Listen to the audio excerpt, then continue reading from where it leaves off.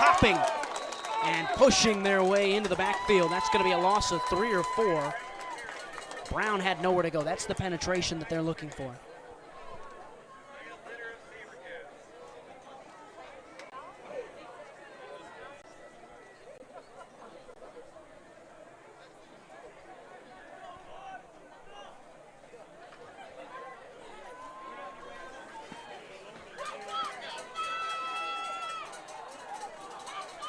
Second and 13, 5:10 to go in this first quarter. Saguaro rotates the gaps. Brown on play action. Watson slinging outside. There's a lot of contact, and that is exceptional defense. Keon Murray, the outside corner, didn't get the start on the first drive, comes in, makes a play. That's what you're looking for, that kind of physicality, that toughness, that edge that Saguaro wants to bring to this game.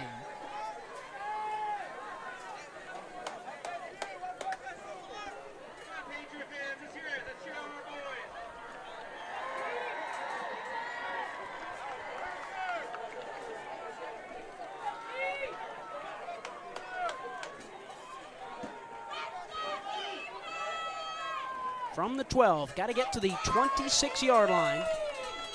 Snap is high. Watson under pressure, escapes one. It's batted into his face.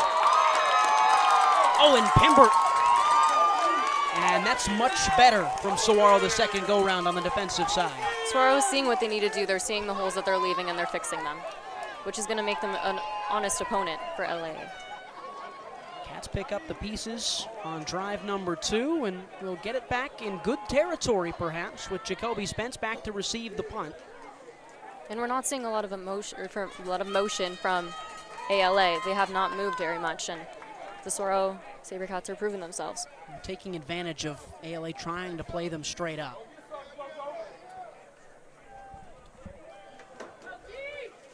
Hunsaker is not the punter. This is Brody Michael. And it's not a very good punt, and it spins backwards as well. That didn't get to the 30, and Saguaro will start on the ALA 24, already in the red zone. It's given them an honest advantage. Now they just need to focus on their offense since they've proved their defense can carry. If you're ALA, you can't make mistakes like that either. You are already the heavy underdog. You have the lead. You've done a good job to get here. Those are the kinds of things that can just take you out of games like this. They played Saguaro a couple of years ago. They gave them a game. It was 7-7 at halftime in Scottsdale. Saguaro ended up pulling out a 20-14 win. So that was when ALA was in 4A, was kind of an unknown commodity, Ty Detmer's first year. So it has some history. It has some long-standing, tough competition to it. This is certainly the best spot for Mason Bray we've seen so far tonight.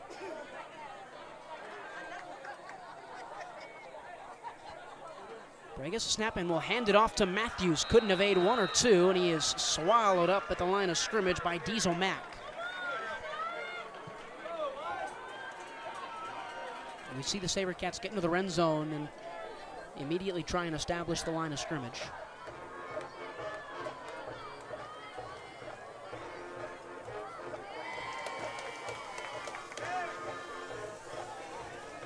They went backwards. 2nd and 11.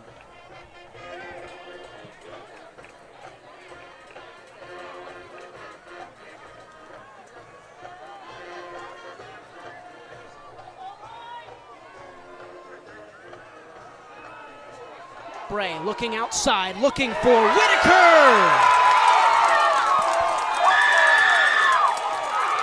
Just a yard short, but finally they connect on a deep pass. And it's all about the quarterback being able to find his running back or the position that's catching the ball. If he's able to make that connection and throw far and aim it right, they're set. Mason Whitaker on a gain of 25 puts Saguaro on the precipice of a first touchdown in 2023. And this was a big change for them. I mean, they 360'd in about less than 30 seconds and became the team that we know them as from last season. 2 running backs next to him. Clark, who has been the goal line back for pretty much the last season as a flag flies in the defensive secondary. And Sabercats called for a penalty. They'll have to move back. It was procedural. And they will go back to the 6-yard line. A little too excited.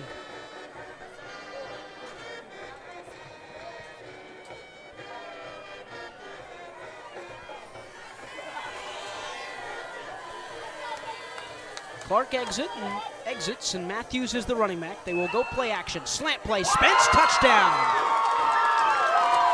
Saguaro an extra point away from tying this one up, and the ebbs and flows of a Friday night football game just in a little over 8 minutes, so already a whole soap opera playing out.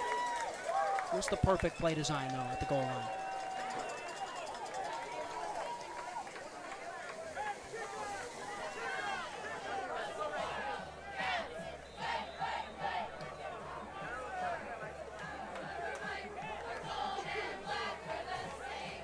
Extra point for the place kicker. As that is up and good. So we'll start off with Bo Hampton's extra point. It is 7-7, 3:46 to go in this first quarter on the NFHS network. Hey guys, Vince here to talk about Angel Dentistry. It's where my wife and I have gone for over 10 years, and we trust them with our routine and extensive dental care because they care. Dr. Amber Angel is an Arizona native, born in the town of Miami, and has been practicing in the Valley over 20 years. For general to comprehensive dental services, call 602-788-2008. Located off of Cave Creek Road, just north of the 101 in North Phoenix. Angel Dentistry, proud supporters of our young people and proud partners of the Varsity Sports Show.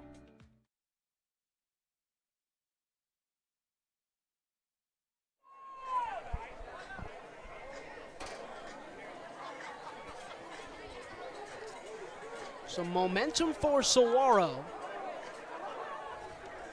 Took them a while to get going. It took them till the third drive. It took them till a bad punt from ALA Queen Creek, but we're finally locked and level again. In front of a beautiful backdrop. The sun has set perfectly in the East Valley in Queen Creek. 2 6A programs with 4A enrollment. That's football in Arizona nowadays. You listen to the NFHS Network and the Varsity Show on YouTube. Ryan Sikora, Shea Garrett. Shea, so far we've seen a couple of offensive possessions for both sides. Saguaro opting more for the long passing game, deep routes and all sorts of stuff like that. And ALA Queen Creek trying to play a little slower, play a little more methodically, and try and keep this game closer. I think Saguaro will like where they are at now, though, with this game tied up. I agree. I think that they know what works, both teams. So this will be a kind of a game changer, seeing at the end of this quarter what each team does.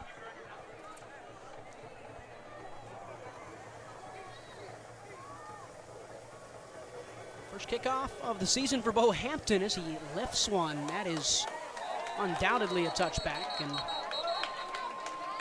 now we get to see ALA's offense work from their own 25 again. What have you seen from Enoch Watson so far, the new quarterback transferred in from Coconino? He seems very comfortable. I agree. I think that he has that confidence, and I think that he has that connection with his team already where he knows what works and what doesn't work, and he knows what he needs to bring in order to be a successful team. Replacing Drew Coart, who was the quarterback of this Patriots team last season that gave Basha a run for their money, the eventual state champions. It's 2 years running that we've seen ALA-QC in the Open 8. With 2 different quarterbacks trying to make it 3 for 3 this year. Detmer's done an exceptional job, and their players run into each other, and somehow still Brown got the handoff and still got some yards. Lots of confusion at the line of scrimmage, but Brandon Brown with a gain of 2 or 3.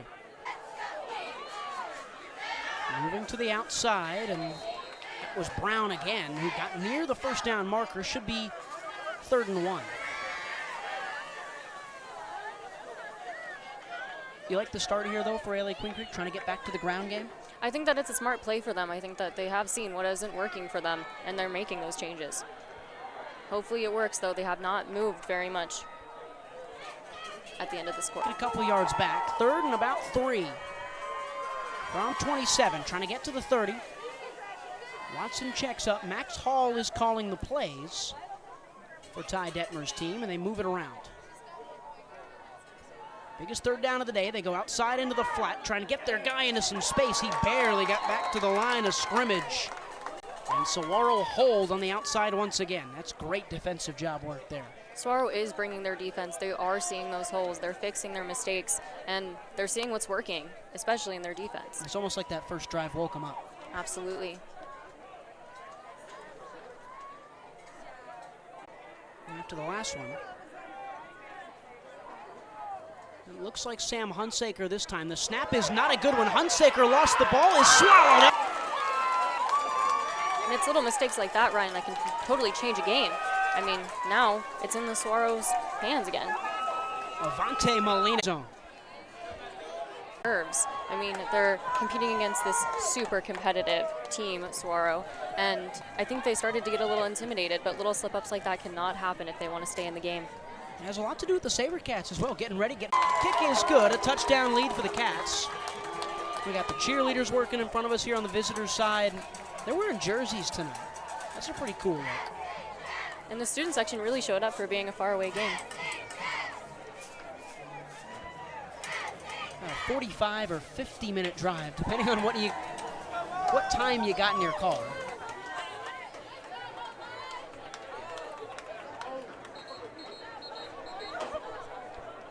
You said you lived downtown, but you were hanging out in Tempe, so it was, what, a 50-minute drive for you? Yeah, just about. Not too bad.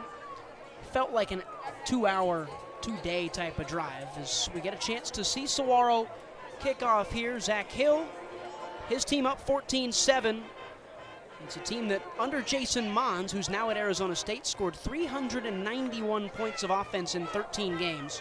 One of the best offenses in the state of Arizona. That's 28.3 a contest. And we mentioned earlier on, they met back in 2021. Saguaro 20-14 winners at home. That was a great first half game, 7-7 at the break. And Saguaro put them on in the second half, just did enough to escape. We're seeing that kind of right now. ALA-QC jumping out to an early lead, and the Sabercats bouncing back strongly.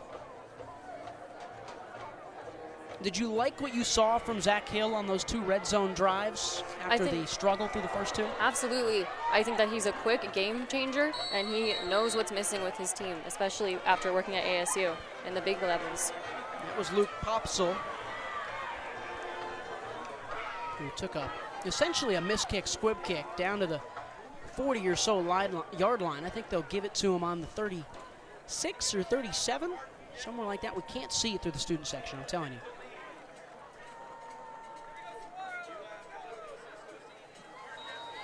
He seemed much more comfortable, Hill, in terms of the play calling, those second 2 drives.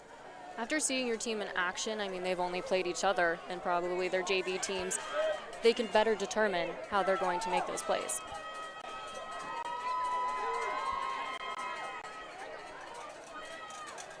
Watson hands off to Brown. Good job on the offensive front to give Brown some room to get maybe a gain of 2. Just like the offense, we've seen Andrew Hurley's defense for Saguaro pick it up as well. And this is exactly what they needed. They needed some force behind their actions and behind their plays, and that needs to get them back in the game for sure. And for ALA Queen Creek, they beat the brakes off of people a season ago. 25.1 points per game was their margin of victory. They only had 1 regular season loss. That was to 6A Queen Creek. And again, we mentioned that Basha contest earlier on there at the bottom. They played Basha tougher than anybody in the postseason, just a 6-point loss. Sabercats lost by 7 in the postseason to them in that state championship game. So in theory, an evenly matched 2 teams. Watson has time. He'll put the ball down and scramble. Gets past the line of scrimmage towards the boundary, and he should be in for a first down, and he is. That's a big one. Enoch Watson gets the ball on the ground and carries. Sometimes the improvisation is important. Absolutely, and you saw quick motion with him and quick thinking, and that's also important, especially against Sabercats, who are super quick thinkers and very aggressive with their defense. Watson, 6'3", 200. Moves pretty well for that size.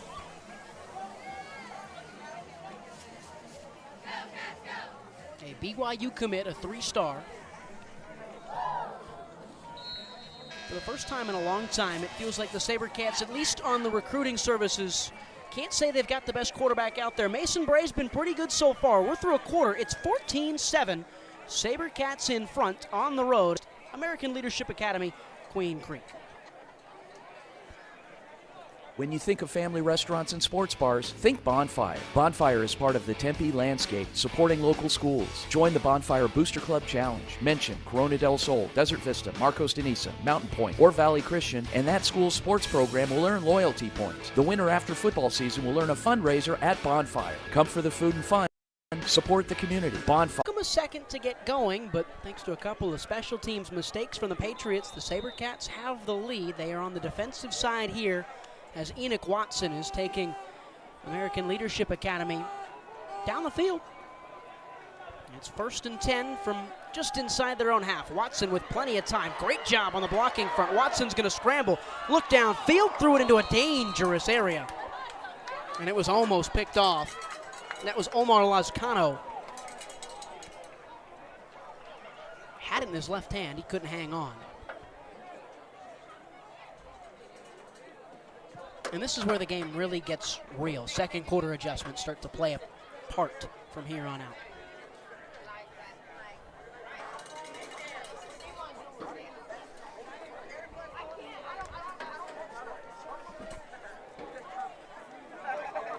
One down, and that ball was caught for a first down. Perfect timing from the student section in front of us to draw out the American flag.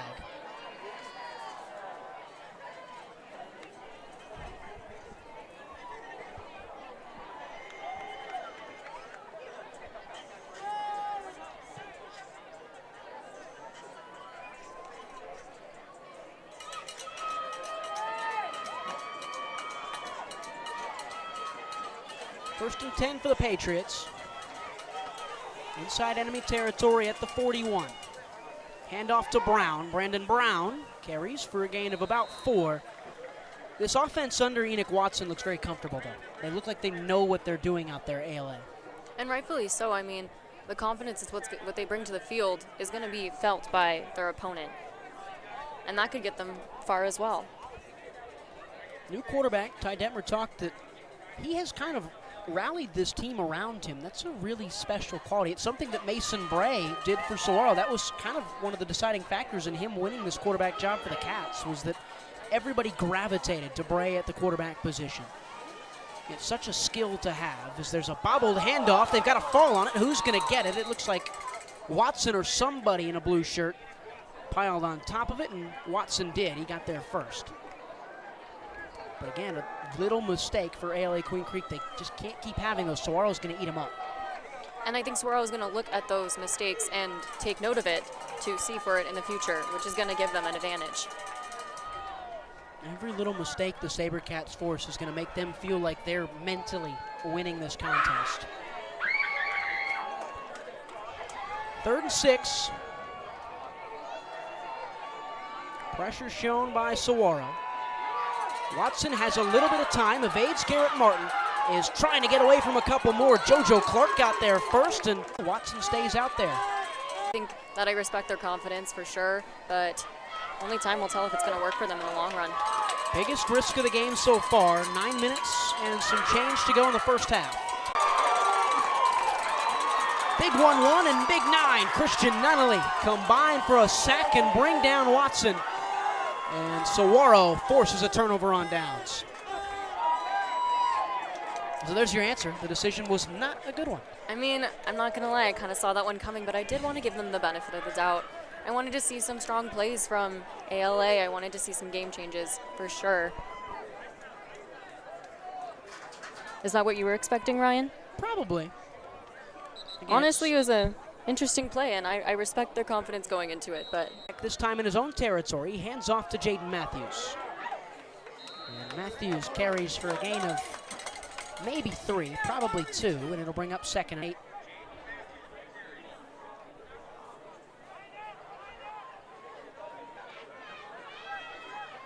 And they call it 3. So 2nd and 7. Trying to get to the 50-yard line. Bray pumps and rolls and runs into his own man. There's a flag on the field in the backfield. And Bray got about a gain of maybe 2 or 3. It's going to be on Saguaro. I think they got him for a hold, so they'll read. Saguaro getting a new coach.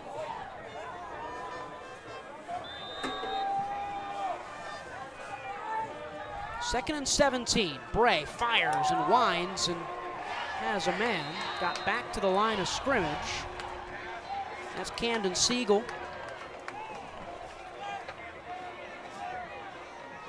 And it'll bring up 3rd and 10. We've seen them go very, very long, over the top, beyond the secondary on every single 3rd down so far. Bray gets the snap, has time, goes across the middle of the field. There's Jacoby Spence, and a 1st down for Saguaro into Patriot territory.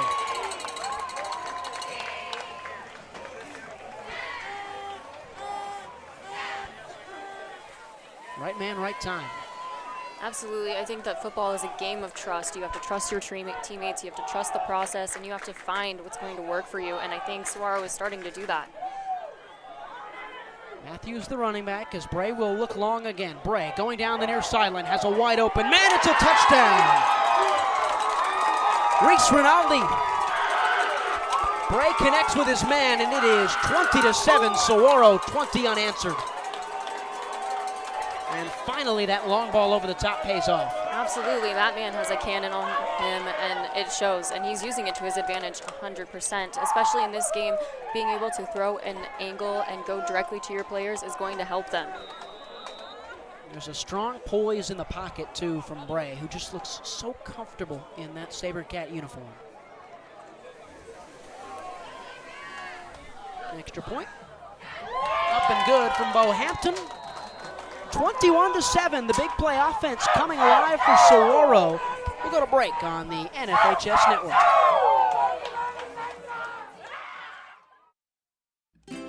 Hey everyone, my name is Jason Goldie from the Varsity Sports Show. I love sports and sports broadcasting back in high school. I can't wait to bring you my unique perspective because I am on the autism spectrum and sometimes I view things a little differently.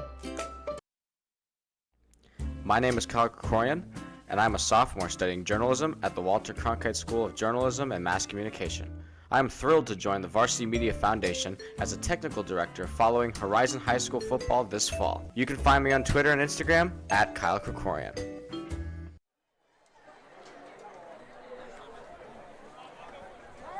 $7:27 to go in the first half here from Queen Creek, Arizona. Saguaro finally getting the big play offense going, Shay. Doing a great job, and that was the perfect example. Find the seam, find the throw, and on the money from Mason Bray.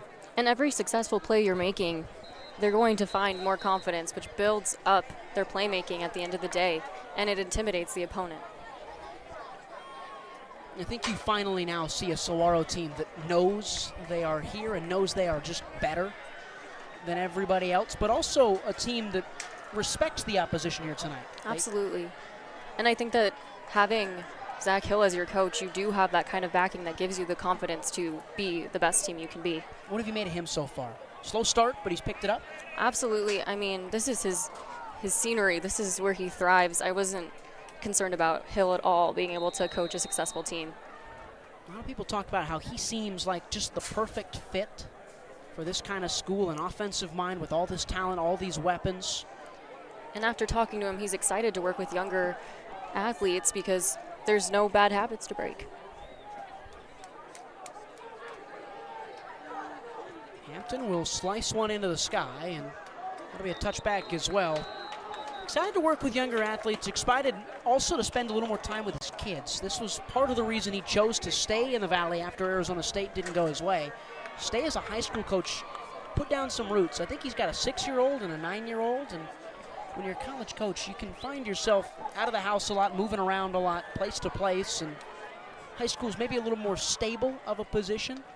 Hill seemed really excited to be here. I'm not even going to lie. I wasn't expecting the amount of enthusiasm, but he is excited to be in high school football, and it's beautiful to see, really. You didn't see the dark circles under the eyes, no stress there. It looks like he's having a good night's sleep. Not yet. Maybe later in the season, Ryan. Just week one. Just week one, but the Sabercats, I think, are going to go far, so those dark circles might arrive at one point. Another drive for Enoch Watson, who hands off to Brandon Brown, and he is stuffed up at the line of scrimmage. Garrett Martin and a host of other cats in white collide and get on through. It looked like Omar Lazcano, the safety, got down low and made the play. You mentioned long season ahead. It is a tough schedule this year for Saguaro, which it is every year, let's be fair. But next week is Boulder Creek, which might be the easiest game on the schedule. Boulder Creek was a 6A playoff team last year, so they are very, very good as well. You got to go to California, play Sierra Canyon. This team really does go all over. Last year they played a team from New Jersey at home in Bergen Catholic. That was one of their losses to start the season. Watson has room. He's got legs. Enoch Watson takes a hit in the backfield, and Omar Lazcano brings him down, not before he gets a first down. There's a lot of helmets coming off on these players, Ryan. Have you noticed that? There's 2 on blue that have gone off during this game, in this quarter, as a matter of fact. Tighten those chin straps a little. That's a good run from Watson, who with every step, if ALA can get him more comfortable, that favors them. They might not win this one tonight, but if they take it as a learning experience, then that's really all that matters for them. It's so early in the season. Yeah, I mean, they're a team, as Watson takes the snap, that is looking to make a jump up to this level. That is an excellent throw, acrobatic and athletic, but broken up by Angel Theus, and it'll bring up second and long. They're a team that, just like Saguaro, 4A enrollment, smaller school playing up 2 divisions into the 6A, the biggest stage of high school football in the state of Arizona. You think about that. You think about how tough of a task that is for a school enrollment that is much smaller than its opponents. You've got to always kind of slowly, I feel like, build your way into the season, yes? Yes, and they have a lot to prove. I mean, both teams do, but being a small school and moving up divisions, that's intimidating. So if they can show that they are fully equipped to do this, that is very impressive. Watson dumps it off into the flat, has his man. That's Jaden Williams. And routine pick and pop brings up 3rd and medium. There's a flag on the play in the defensive secondary.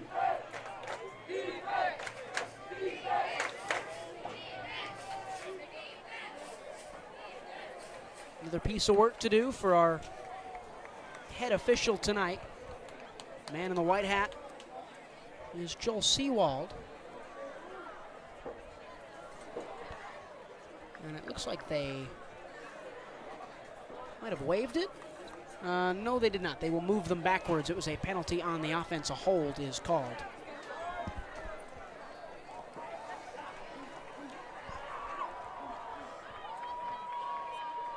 Behind the numbers, they get a replay at 2nd down, and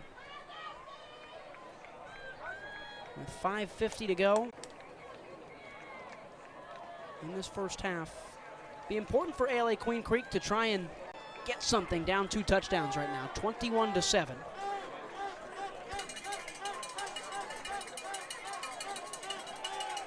Watson with plenty of time. Lots of secondary to work around. He unloads downfield into double coverage and missed by Williams, who is clearly the favorite target of the new coming quarterback. And now it's 3rd and long. That's the exact thing you didn't want to do there, is dial up a big play, not get anything out of it, and now you've got to go 20 yards, or maybe you've got to punt, though, and go downfield.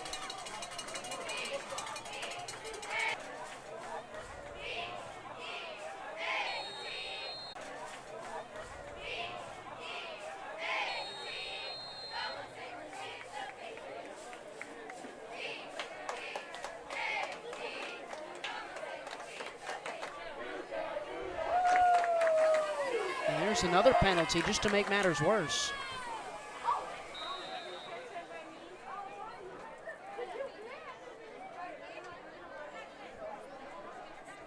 Third and 25.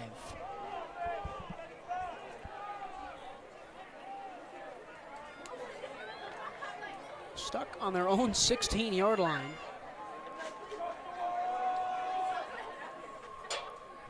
Watson has time, then feels pressure, evades one, but now he's got to run. Enoch Watson is dragged away. And that should see ALA Queen Creek have to punt away now.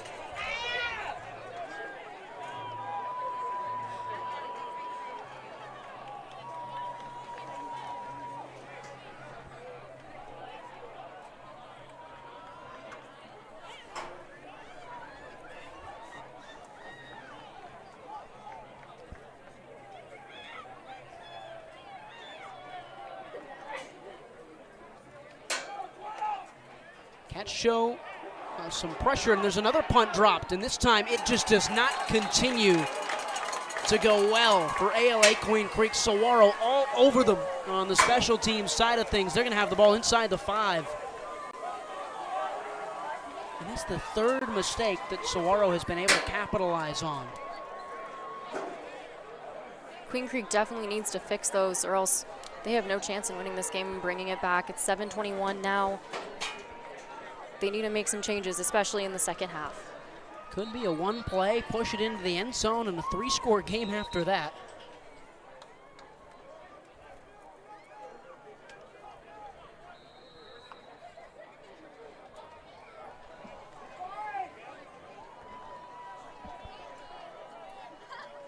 Offense walks out there on the 2.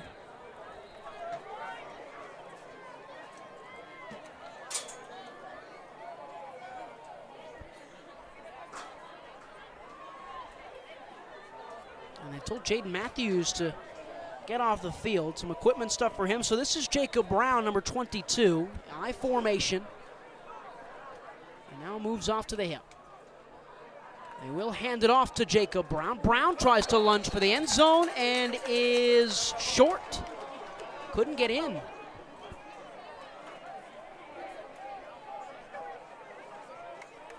That might have been Jacob Brown's chance at a touchdown as Jaden Matthews comes to walk back out and replace him. Garrett Martin comes. Big defensive lineman moving on to the offensive line and into the tight end H-back spot. Hand off to Matthews. Matthews in for 6. And this is what Saguaro can do to you if you give them the opportunity to score in the red zone spaces. Absolutely. They know how to force their way in for a touchdown. After a slow start, Mason Bray has picked up the offense. They have taken off. You can see Bray building that confidence with his team and his ability to throw and aim and find the spots that are going to score.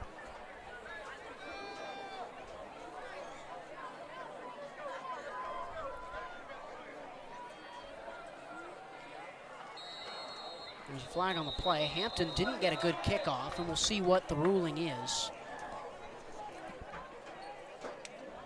It's going to go on ALA Queen Creek, so I think they'll re-kick it, and we'll try and make it 28-3 for the second time.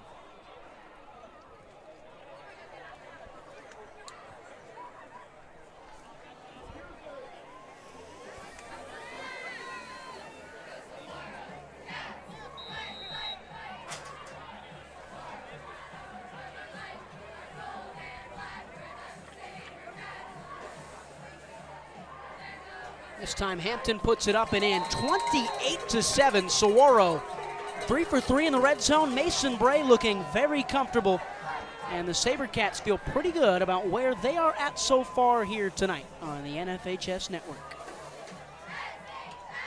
Hey guys, Vince here to talk about Angel Dentistry. It's where my wife and I have gone for over 10 years, and we trust them with our routine and extensive dental care because they care. Dr. Amber Angel is an Arizona native, born in the town of Miami, and has been practicing in the Valley over 20 years. For general to comprehensive dental services, call 602-788-2008. Located off of Cave Creek Road just north of the 101 in North Phoenix. Angel Dentistry, proud supporters of our young people and proud partners of the Varsity Sports Show.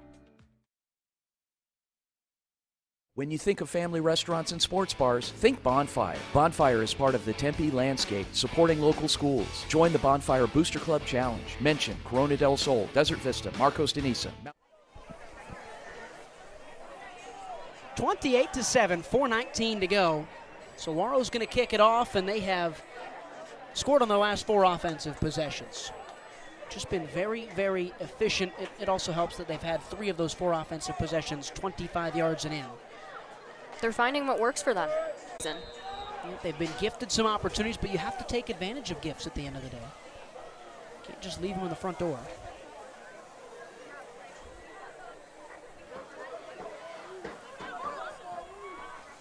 That ball is caught. This is going to be a return opportunity for ALA Queen Creek. He's in a lot of room, and he's brought down That's a touchdown saving tackle from Edwin Dennis.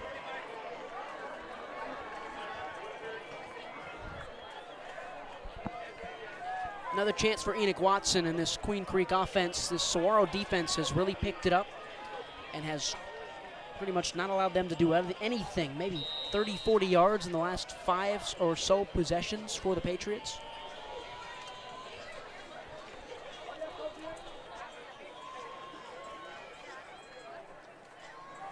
It was a good return from Kingston McCabe to set them up here.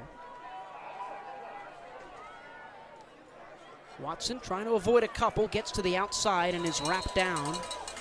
Did he get back to the line of scrimmage? He did, and he got about a yard in the aftermath of that, and it's 2nd and 9.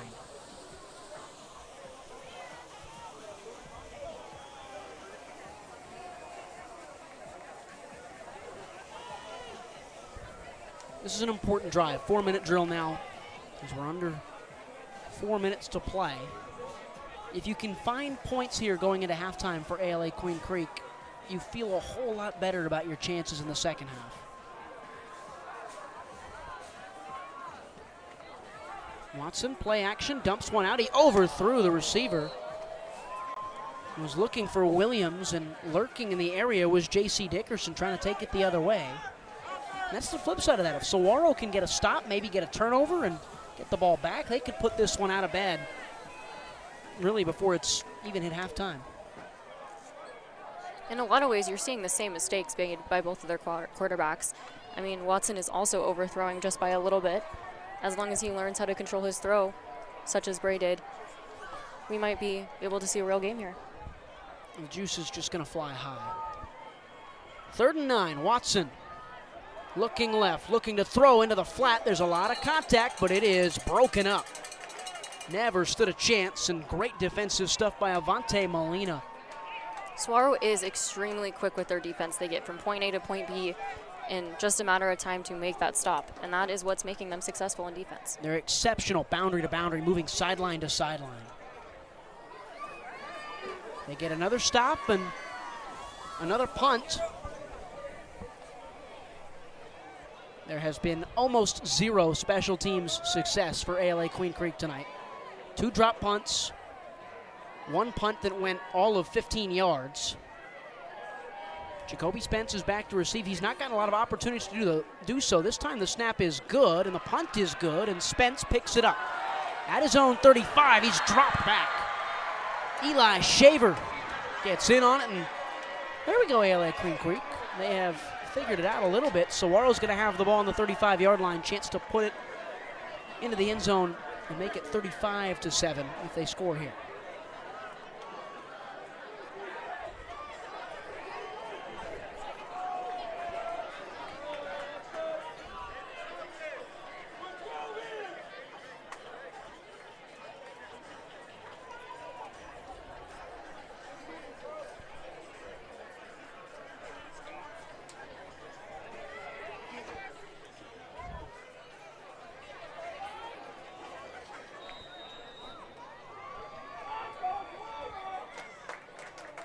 Bray gets a snap, dumps it out. That's Camden Siegel. Keeps on pushing for a gain of maybe 7, 6 or 7. It'll bring up 2nd and medium. Looked like he got more than just 3 yards like they're spotting him. And he moves it 1 more over, 2 more over. It's 2nd and 5. Empty backfield for Bray.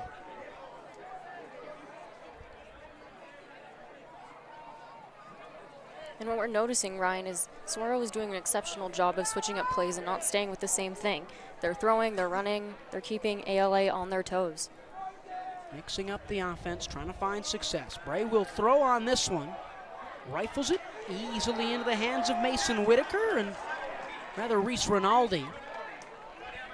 And that should be enough for a first down, and it is. The Cats move the chains. Rinaldi and Whitaker getting involved a lot so far here.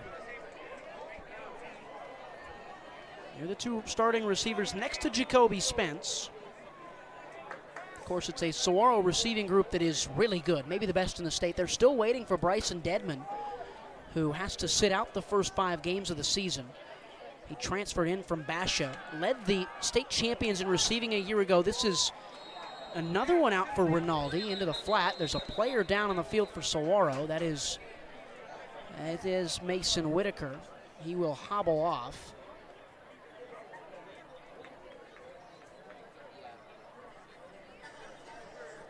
As the officials congregate at midfield, Saguaro moving the ball. About to hit 2 minutes to go in the first half. There's been a lot of change from the beginning of this game to now. I mean, we're seeing Saguaro really picking it up. ALA is making moves, but mostly mistakes. But Saguaro is taking advantage of that, and that is really important to their scoring.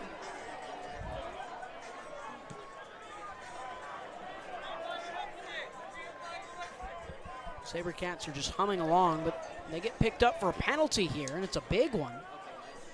Move them all the way back. They'll replay first down from their own 32.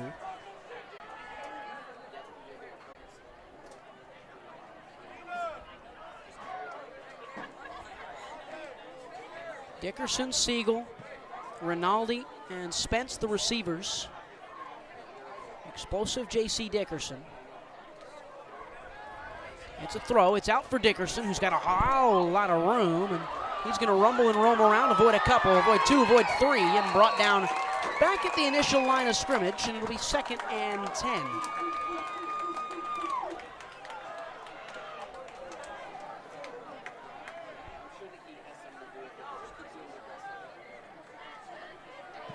What we have seen from multiple Saguaro players is that they are quick to move. They are finding those holes and they're running straight to them, and then they are maneuvering anything that's in their path. Bray gets the ball, has Jaden Matthews on the outside, will dump it off to him. Matthews in open space, avoids 1 tackle, can't avoid a gang of Patriots though after that. Maybe got a yard, maybe got 2. Either way, it is 3rd down, and they will call it 3rd and 10 at the same spot. Big chance for Zach Hill, a minute to go, and they got a yard on him, so it's 3rd and 9. Hill's got to go 50 yards in a minute to put this game to a 4-score contest.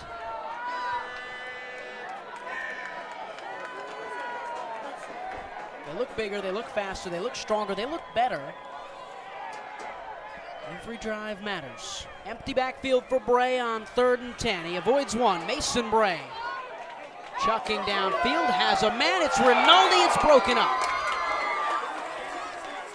Reese Rinaldi was in the area, and Nate LeDuc denied him on the defensive side of things. Saguaro's going to have to probably punt it away, but could Hill take a risk here? Would you take a risk here? I don't think I would. I think that they're already so far up, there's no need to, risk the other team getting the ball, especially with the Patriots getting a little break here for halftime. They might come back stronger, better, smarter. You can't give them any time to do that. Saguaro agrees as they bring out the punt unit. I think you're 2 for 2 on 4th down decisions today. Got the first one right, got that one right. I've been studying football, Ryan.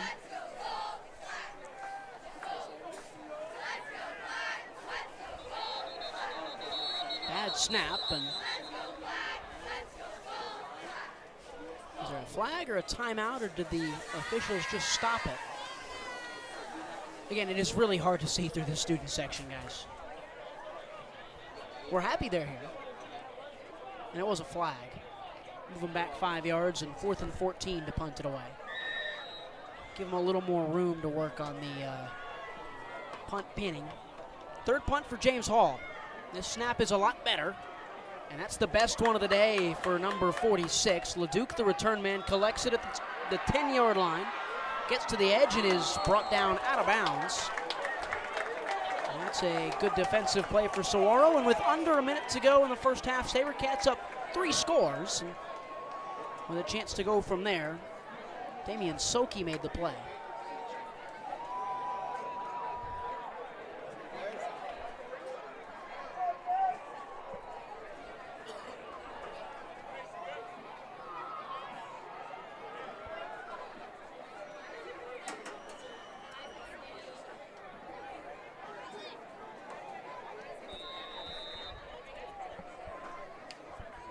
See how much ALA Queen Creek unveils here. They've Not been very successful outside of that first drive. Enoch Watson rolling right. Up towards the boundary, it was caught. Was he inbounds? And he was, so a first down. Important start, stops the clock at 36.2.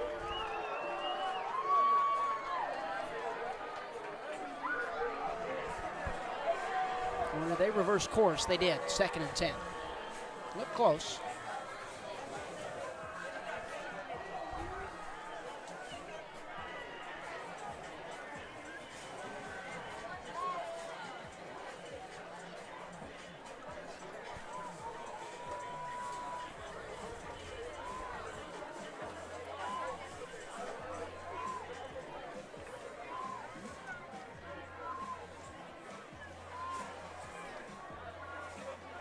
Watson gonna unload down the sideline, just overthrows his man. Taylor Surley in the space, but could not hold on, and it went right through his hands. Good coverage from Darius LeMay.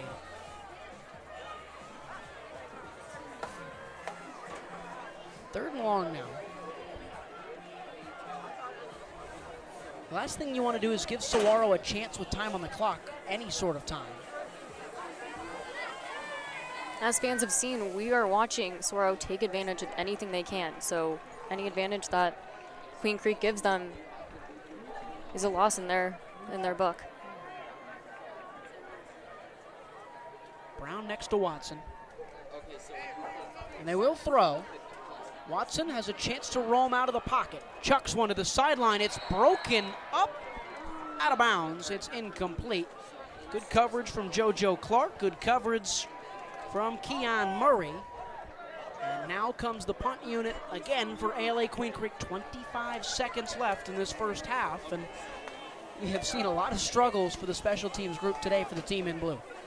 It'll definitely be interesting to see what they pull out this time, if there's a mistake or if they're fixing them. Or maybe they need to take halftime and talk about those mistakes as a group.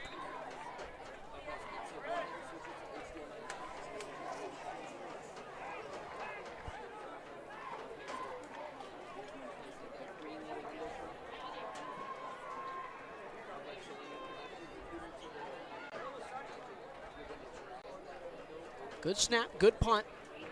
Jacoby Spence will have a chance. He will call for a fair catch, and only 3 seconds or so come off. 21 seconds for Saguaro to decide if they want to take a knee going to the break or give it one last chance here. If you're Zach Hill, it kind of just depends on how content you are with a 21-point lead at halftime.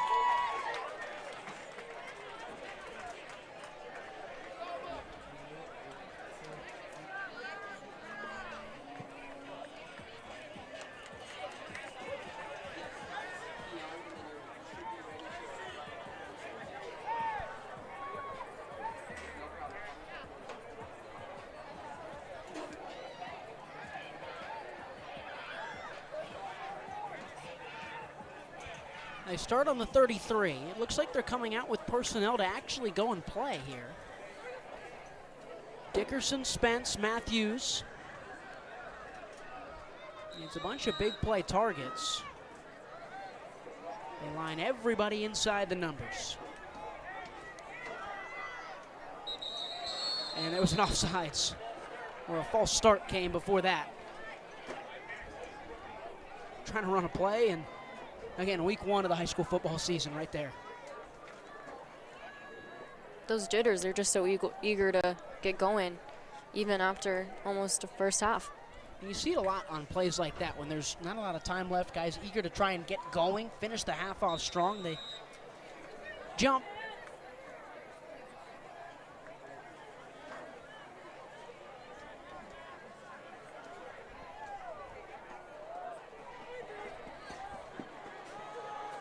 Bray has time, fires downfield. It's a wobbler into the turf. There's a flag, though, now, and maybe that's what they're trying to do. Should be pass interference. Diesel Mack and Tillman Molyneux were the two defensive backs in the area. It was on ALA Queen Creek. It was pass interference, and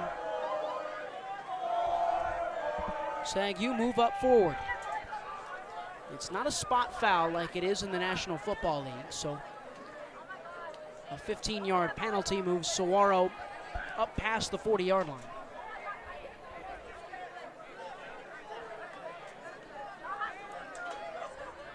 "12 seconds left. You might have 2 chances to go for the end zone. Bray will look towards the boundaries. Now he's going to have to throw across the middle of the field. Wide open, Jacoby Spence turns upfield and is shoved out of bounds. 3 seconds left. They get into potential field goal range, but they give themselves a shot at the end zone. And one thing we're consistently seeing is Bray is very seldomly touched. He has a strong team backing him, and he does not have to worry about making quick and unthinking plays. On comes the field goal unit, and this is a kick from the 30-yard line, it looks like, right? Maybe the 31. This would be a 37, 38-yarder, that type of range for Bohampton. 4 for 4 on his extra points and a timeout on Saguaro.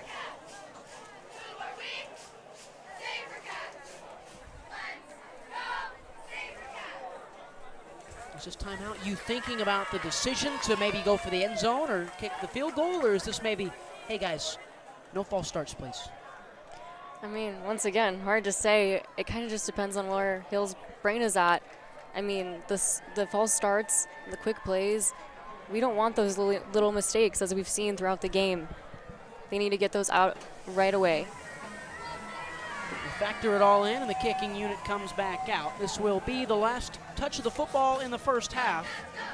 An introductory half for Zach Hill at the high school level has seen 28 points, maybe 3 more here to be tacked on. His defense picked it up. His special teams unit had a whole lot of fun. The holder is James Hall. He's the punter. 38-yarder. Snap is good. Hold is good. It's blocked the other way and has a chance to be picked up by ALA Queen Creek. Hall brings him down, and that brings us to halftime. So the end of the half doesn't go to plan, but 28 points for Saguaro. Zach Hill's debut in front of a visiting crowd here tonight. Have you been impressed with how his Saguaro team have handled themselves? Absolutely. I'm impressed with the quick comeback they made, the quick changes they have made. I mean, overall, they have an impressive roster, an impressive coach. They have all the materials they need to be a successful team. Maybe what about you, Ryan? Maybe a few week one mistakes so far for me, but I've liked personally, have you enjoyed Mason Bray so far in his first start in a Sabercat uniform? He's building that confidence, Ryan, and that is so important to building your team. I mean, as a quarterback, you are the core. If you don't have the confidence in the plays, your team's not going to go far, and throughout this game, I have seen Bray improve a lot. That confidence, that patience, that poise in the pocket. It's got the Sabercats up 21. We're through the first half on the NFHS network.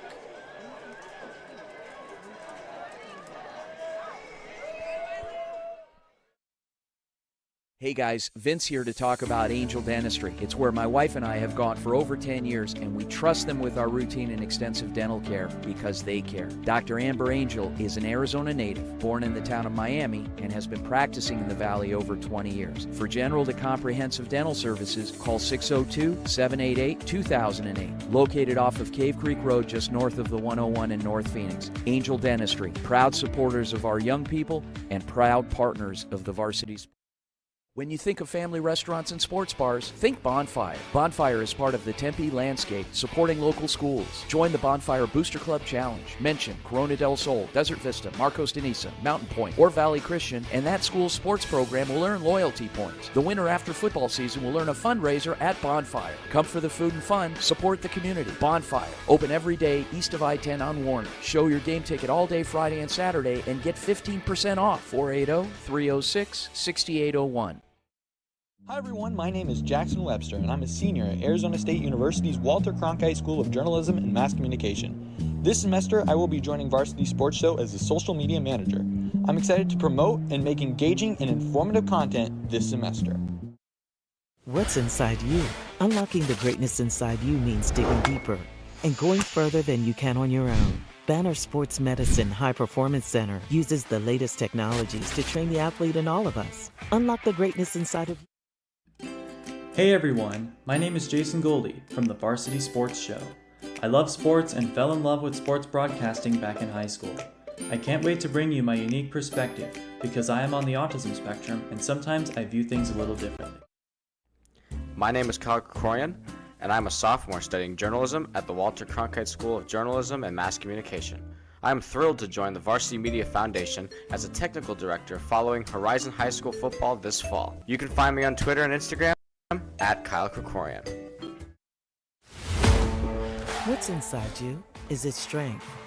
Is it speed? Is it knowledge of the game? Unlocking the greatness inside you means digging deeper, running faster, and going further than you can on your own. Banner Sports Medicine High Performance Center trains the athlete in all of us with technology, techniques, and hands-on experience customized to you. See what you're capable of by unlocking the greatness inside of you.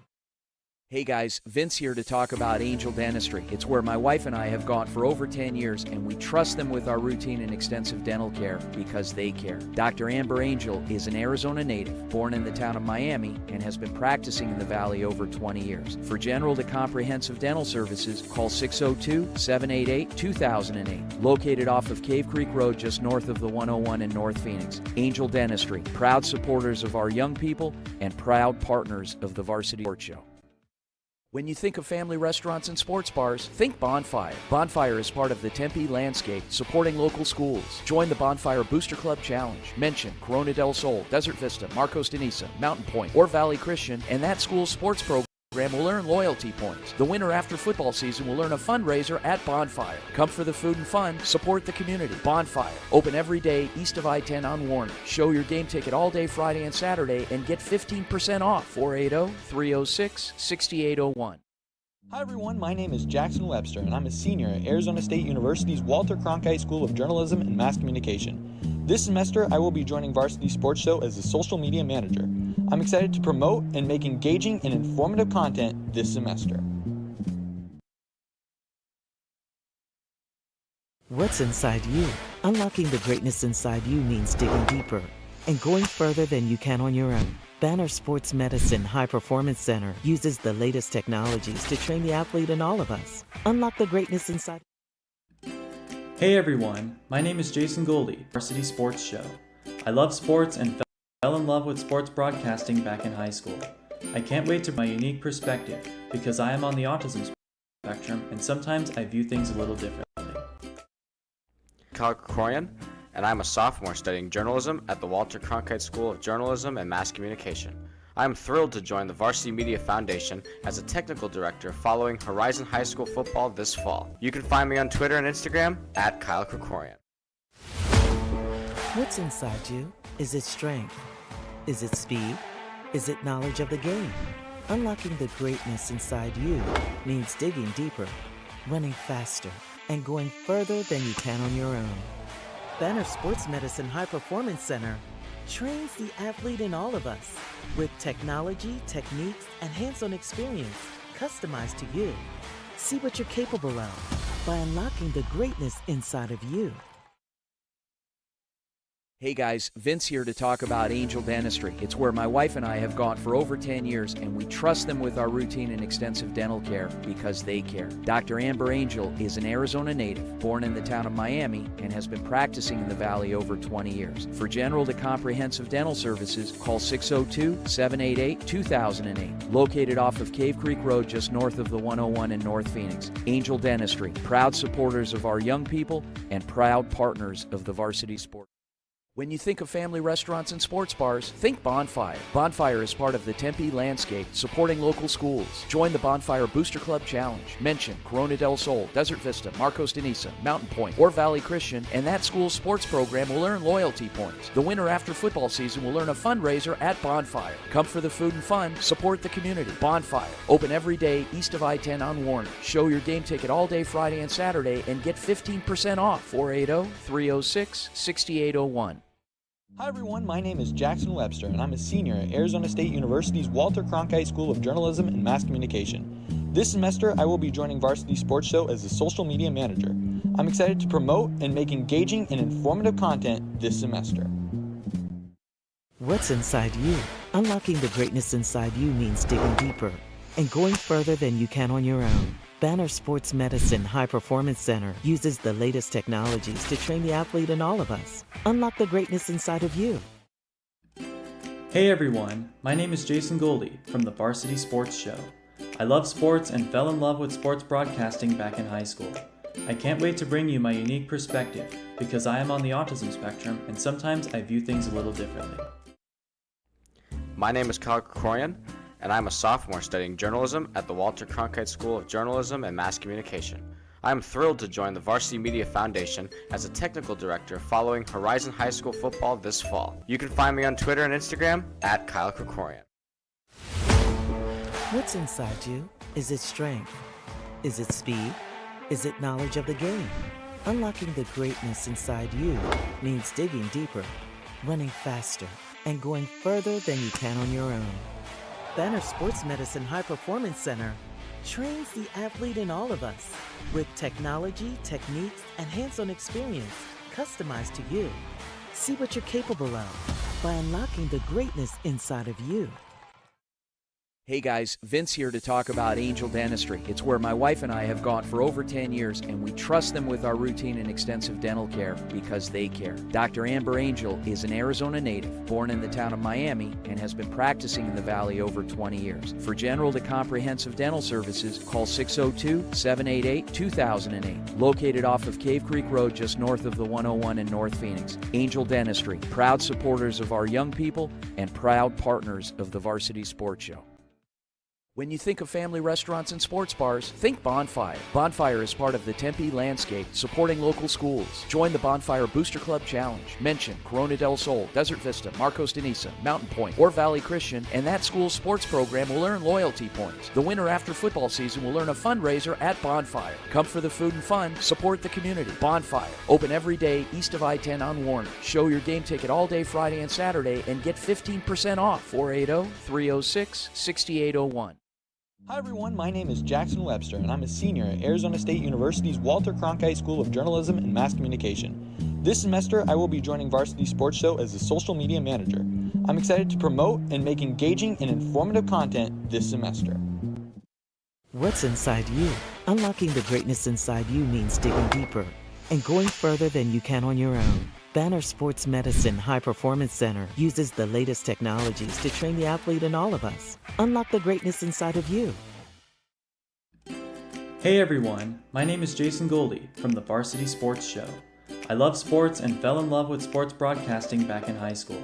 I can't wait to bring you my unique perspective because I am on the autism spectrum and sometimes I view things a little differently. My name is Kyle Krikorian, and I'm a sophomore studying journalism at the Walter Cronkite School of Journalism and Mass Communication. I am thrilled to join the Varsity Media Foundation as a technical director following Horizon High School football this fall. You can find me on Twitter and Instagram at Kyle Krikorian. What's inside you? Is it strength? Is it speed? Is it knowledge of the game? Unlocking the greatness inside you means digging deeper, running faster, and going further than you can on your own. Banner Sports Medicine High Performance Center trains the athlete in all of us with technology, techniques, and hands-on experience customized to you. See what you're capable of by unlocking the greatness inside of you.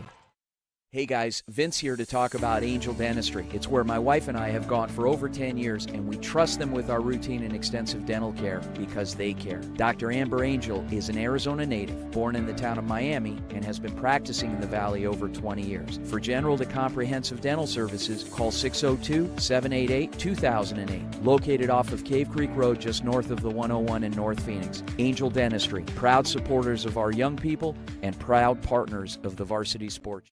When you think of family restaurants and sports bars, think Bonfire. Bonfire is part of the Tempe landscape, supporting local schools. Join the Bonfire Booster Club Challenge. Mention Corona del Sol, Desert Vista, Marcos de Niza, Mountain Point, or Valley Christian, and that school's sports program will earn loyalty points. The winner after football season will earn a fundraiser at Bonfire. Come for food and fun, support the community. Bonfire, open Every day, East and Warner. Show your game ticket all day Friday and Saturday and get 15% off. 480-306-6801. Hi everyone, my name is Jackson Webster and I'm a senior at Arizona State University's Walter Cronkite School of Journalism and Mass Communication. This semester, I will be joining Varsity Sports Show as a social media manager. I'm excited to promote and make engaging and informative content this semester. What's inside you? Unlocking the greatness inside you means digging deeper and going further than you can on your own. Banner Sports Medicine High Performance Center uses the latest technologies to train the athlete in all of us. Unlock the greatness inside of you. Hey everyone, my name is Jason Goldie from the Varsity Sports Show. I love sports and fell in love with sports broadcasting back in high school. I can't wait to bring you my unique perspective because I am on the autism spectrum and sometimes I view things a little differently. My name is Kyle Krikorian, and I'm a sophomore studying journalism at the Walter Cronkite School of Journalism and Mass Communication. I am thrilled to join the Varsity Media Foundation as a technical director following Horizon High School football this fall. You can find me on Twitter and Instagram at Kyle Krikorian. What's inside you? Is it strength? Is it speed? Is it knowledge of the game? Unlocking the greatness inside you means digging deeper, running faster, and going further than you can on your own. Banner Sports Medicine High Performance Center trains the athlete in all of us with technology, techniques, and hands-on experience customized to you. See what you're capable of by unlocking the greatness inside of you. Hey guys, Vince here to talk about Angel Dentistry. It's where my wife and I have gone for over 10 years, and we trust them with our routine and extensive dental care because they care. Dr. Amber Angel is an Arizona native, born in the town of Miami, and has been practicing in the Valley over 20 years. For general to comprehensive dental services, call 602-788-2008. Located off of Cave Creek Road just north of the 101 in North Phoenix. Angel Dentistry, proud supporters of our young people and proud partners of the Varsity Sports Show. When you think of family restaurants and sports bars, think Bonfire. Bonfire is part of the Tempe landscape, supporting local schools. Join the Bonfire Booster Club Challenge. Mention Corona del Sol, Desert Vista, Marcos de Niza, Mountain Point, or Valley Christian, and that school's sports program will earn loyalty points. The winner after football season will earn a fundraiser at Bonfire. Come for the food and fun, support the community. Bonfire, open every day east of I-10 on Warner. Show your game ticket all day Friday and Saturday and get 15% off. 480-306-6801. Hi everyone, my name is Jackson Webster and I'm a senior at Arizona State University's Walter Cronkite School of Journalism and Mass Communication. This semester, I will be joining Varsity Sports Show as a social media manager. I'm excited to promote and make engaging and informative content this semester. What's inside you? Unlocking the greatness inside you means digging deeper and going further than you can on your own. Banner Sports Medicine High Performance Center uses the latest technologies to train the athlete in all of us. Unlock the greatness inside of you. Hey everyone, my name is Jason Goldie from the Varsity Sports Show. I love sports and fell in love with sports broadcasting back in high school. I can't wait to bring you my unique perspective because I am on the autism spectrum and sometimes I view things a little differently. What's inside you? Unlocking the greatness inside you means digging deeper and going further than you can on your own. Banner Sports Medicine High Performance Center uses the latest technologies to train the athlete in all of us. Unlock the greatness inside of you.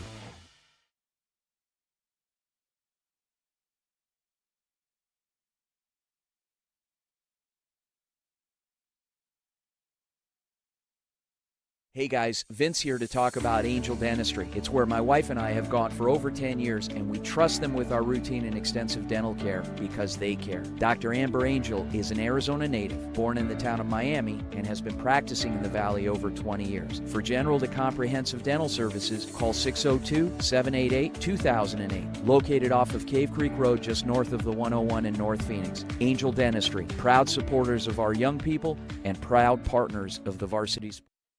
When you think of family restaurants and sports bars, think Bonfire. Bonfire is part of the Tempe landscape, supporting local schools. Join the Bonfire Booster Club Challenge. Mention Corona del Sol, Desert Vista, Marcos de Niza, Mountain Point, or Valley Christian, and that school's sports program will earn loyalty points. The winner after football season will earn a fundraiser at Bonfire. Come for the food and fun, support the community. Bonfire, open every day east of I-10 on Warner. Show your game ticket all day Friday and Saturday and get 15% off. 480-306-6801. Hi everyone, my name is Jackson Webster and I'm a senior at Arizona State University's Walter Cronkite School of Journalism and Mass Communication. This semester, I will be joining Varsity Sports Show as the social media manager. I'm excited to promote and make engaging and informative content this semester. What's inside you? Unlocking the greatness inside you means digging deeper and going further than you can on your own. Banner Sports Medicine High Performance Center uses the latest technologies to train the athlete in all of us. Unlock the greatness inside of you. Hey everyone, my name is Jason Goldie from the Varsity Sports Show. I love sports and fell in love with sports broadcasting back in high school.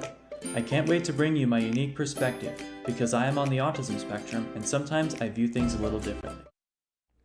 My name is Kyle Krikorian, and I'm a sophomore studying journalism at the Walter Cronkite School of Journalism and Mass Communication. I am thrilled to join the Varsity Media Foundation as a technical director following Horizon High School football this fall. You can find me on Twitter and Instagram at Kyle Krikorian. What's inside you? Is it strength? Is it speed? Is it knowledge of the game?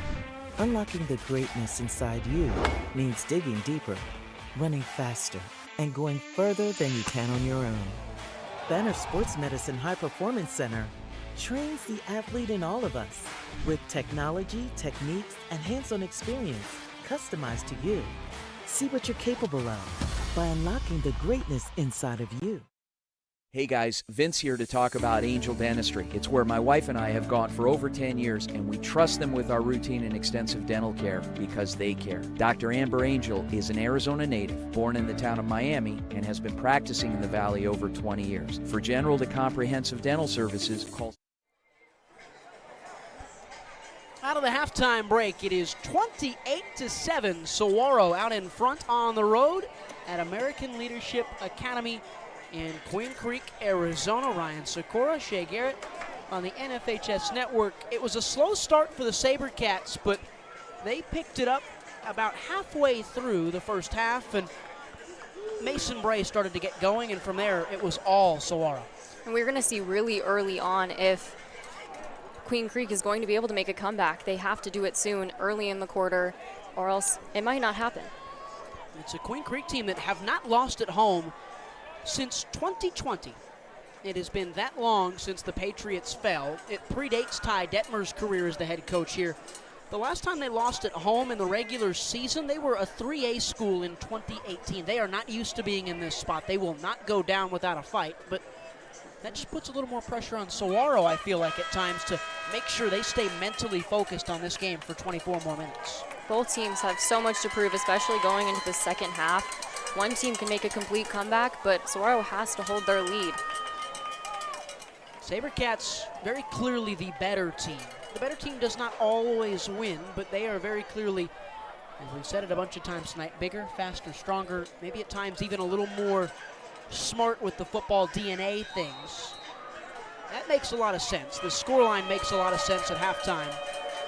Bo Hampton will kick off to LeDuc and Brody Michael, the two men back to receive. Second half is underway with a touchback. 24 more minutes to go for Saguaro, trying to start this season 1-0. They lost the season opener a year ago. That was part of a 1-2 start to the season for the Sabercats. Or sorry, 2-3 start to the season. They ended on a 7-game win streak to get to the state championship game, fell to Basha, 9-4 a year. In Jason Mons' final year, now in Zach Hale's first year, the offense was pretty good in that first half. They probably look very good on paper here, the scoreboard-wise, though, because they got a lot of the ball in the red zone. ALA Queen Creek made a lot of mistakes on the special teams side of things, but on the offensive side, they weren't too bad, the Patriots. Enoch Watson was pretty good. He's got the ball now, throws a low bullet in and out of the hands of Bo Sparks. What are you looking for him to do, Enoch Watson, here in this second half. Making quick plays, acknowledging what needs to happen on the field, I think is a huge thing. Being able to communicate with your teammates and having that connection, being able to go from A to B and make those connections, make those points. It's a big game for them, and this is the point that they need to make the changes.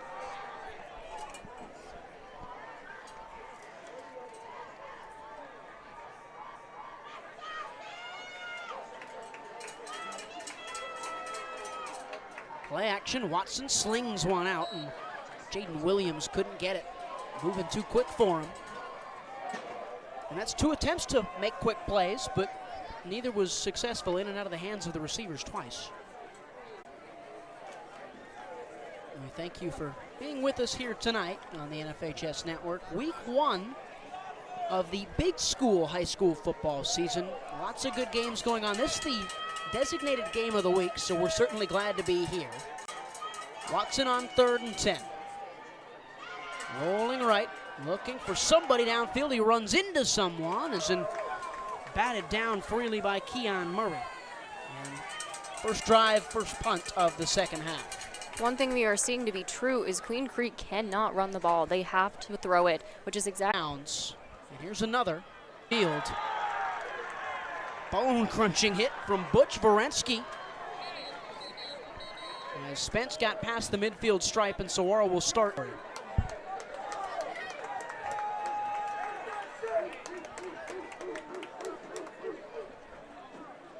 Good defensive possession brings out Mason Bray for the first time this second half. A couple of touchdowns, that one big long play to make it 21-7. He's not had to do a ton of work so far, but when he's been asked to do something, he's been pretty good, at least after those first couple drives when he finally settled down. He makes smart plays going on from this game. He sees what needs to happen. He does make it happen, as the scoreboard proves.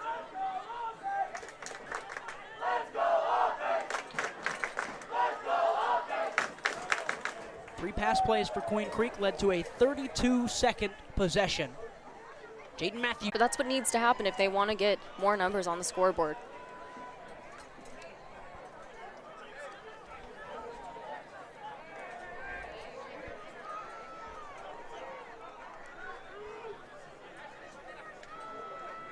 Second and long, Bray hit after the throw, and that should be roughing the passer, and it will. The flag comes out from the White Hat. And again, they got penetration on the defensive side of things. Bray felt it immediately, threw it away, and we are seeing big changes from Queen Creek's defense. They are making those moves that we weren't seeing before. It looked like Corday Nunnery with the offense, and it's just little things like that for ALA Queen Creek. Already down 3 scores. You cannot make mistakes like that. Free first down, free 15 yards, and an opportunity for Mason Bray. Whitaker, Rinaldi, Spence, the receivers.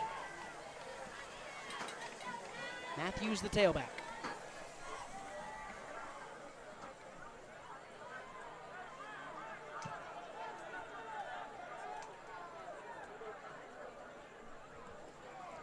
Plenty of time for Mason Bray. Slings one, looking downfield. He couldn't find the hands of Mason Whitaker. It was a little underthrown. Good coverage on the boundary by Tillman Molyneux.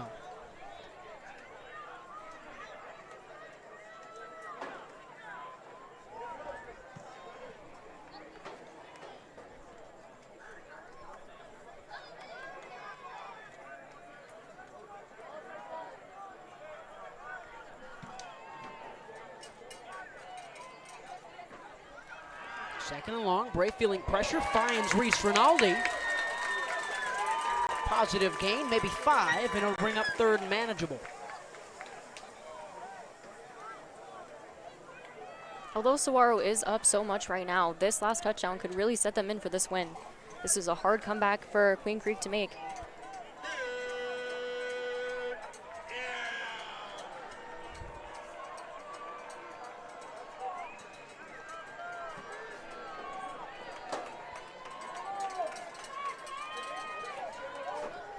Call it 3rd and 3. Bray will throw, feel pressure, chuck one up looking for Rinaldi and couldn't find his man. And 4th and 3, another opportunity, maybe to go for it, maybe to kick a field goal here. Decision making for Zach Hill. And it looks like there is a man down for the Sabercats. Looks like one of the big O linemen.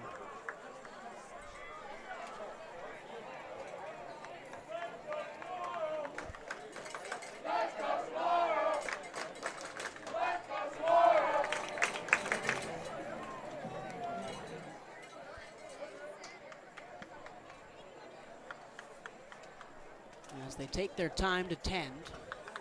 10:05 to go in the third quarter.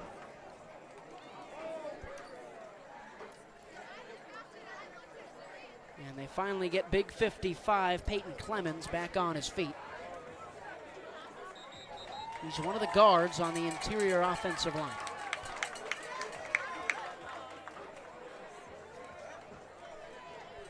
And it looks like Zach Hill is going to keep the offense out here, maybe sensing what you were saying, Shay, of keeping them in a position to maybe put this game to bed early in the third quarter. You have to give it to him. Hill knows what he's doing. He has confidence in his team. If he didn't, he wouldn't be making plays like this, and that's something that Saguaro is going to be able to feel. Their players are going to be able to feel. Empty backfield on 4th and 5.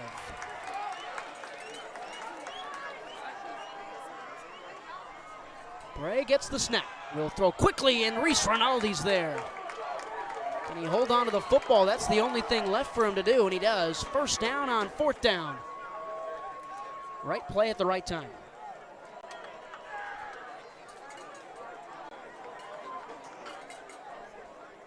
And we've got another guy down on the field. That is Rinaldi, slow to step up. And then he falls right back down. That's not a pretty sight as we pan away. He got hit hard.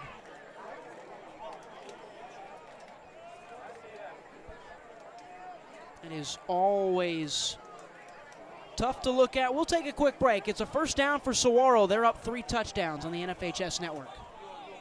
Hey guys, Vince here to talk about Angel Dentistry. It's where my wife and I have gone for over 10 years, and we trust them with our routine and extensive dental care because they care. Dr. Amber Angel is an Arizona native, born in the town of Miami, and has been practicing in the Valley over 20 years. For general to comprehensive dental services, call 602-788-2008. Located off of Cave Creek Road just north of the 101 in North Phoenix. Angel Dentistry, proud supporters of our young people and proud partners of the Varsity Sports Show. When you think of family restaurants and sports bars, think Bonfire. Bonfire is part of the Tempe landscape, supporting local schools. Join the Bonfire Booster Club Challenge. Mention Corona del Sol, Desert Vista, Marcos de Niza, Mountain Point, or Valley Christian, and that school's sports program will earn loyalty points. The winner after football season will earn a fundraiser at Bonfire. Come for the food and fun, support the community. Bonfire, open every day east of I-10 on Warner. Show your game ticket all day Friday and Saturday and get 15% off. 480-306-6801. Hi everyone, my name is Jackson Webster and I'm a senior at Arizona State University's Walter Cronkite School of Journalism and Mass Communication. This semester, I will be joining Varsity Sports Show as a social media manager. I'm excited to promote and make engaging and informative content this semester. What's inside you? Unlocking the greatness inside you means digging deeper and going further than you can on your own. Banner Sports Medicine High Performance Center uses the latest technologies to train the athlete in all of us. Unlock the greatness inside of you. Hey everyone, my name is Jason Goldie from the Varsity Sports Show. I love sports and fell in love with sports broadcasting back in high school. I can't wait to bring you my unique perspective because I am on the autism spectrum and sometimes I view things a little differently.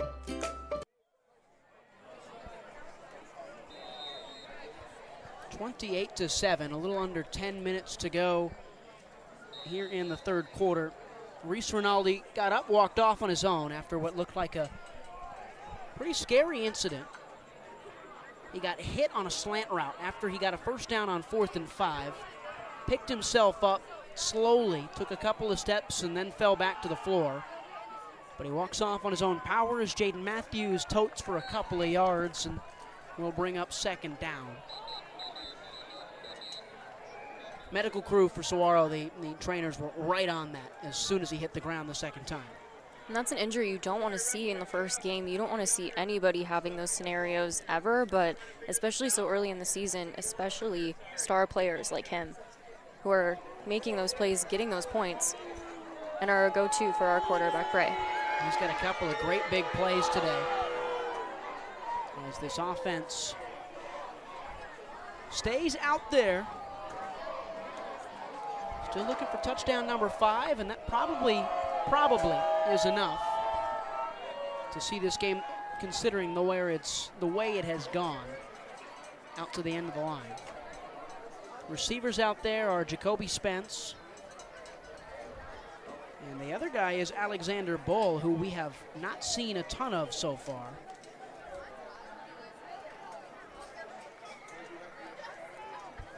Two running back set with JoJo Clark in the backfield here. Clark, an NAU commit at linebacker. Has played tight end, has played H-back.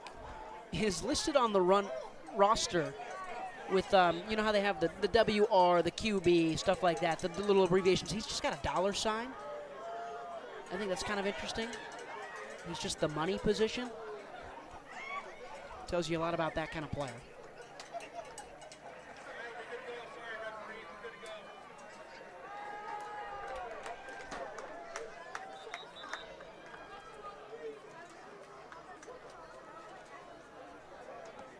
Garrett Martin out there as well. It's really the fascinating thing about Saguaro. 6A school, but because of the 4A enrollment size of the actual school, they've got a ton of guys that still play both sides of the ball. And I think that's beneficial. Once you know what you would do on offense, you can better defend against your opponent. Clark to the right of the quarterback. He's number 4. He's the H-back. Matthews, the tailback, to the left. And they will throw it out into the flat for JoJo. Clark spins away from one. JoJo Clark makes a couple miss and puts it in for 6. It does help him on the offensive side of the ball. 34-7, Saguaro score another.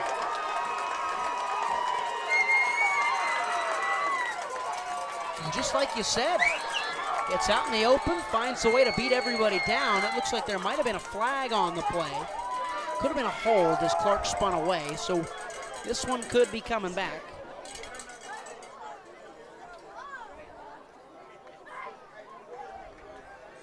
We don't have a mic on our official tonight. Couldn't get that there in time. And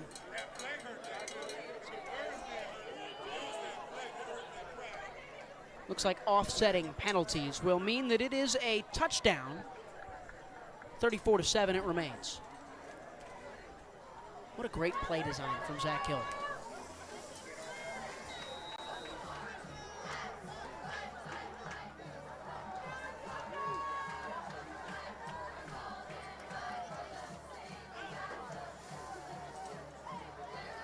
Hampton's kick up and good. 28-point lead for Saguaro. 9 minutes and some change to go in the third quarter on the NFHS network.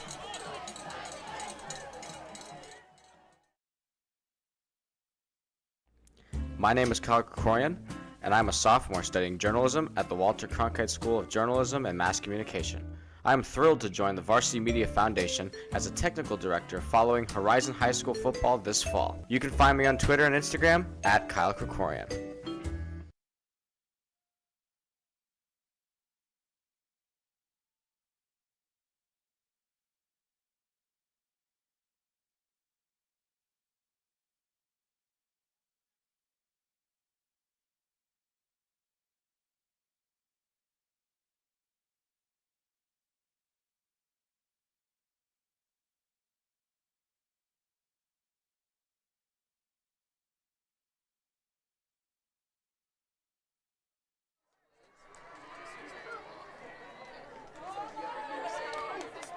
.47 to go in the third quarter. 35-7 Sabercat lead. We haven't quite accounted for that extra point on our graphics yet. I think it's coming here in a second.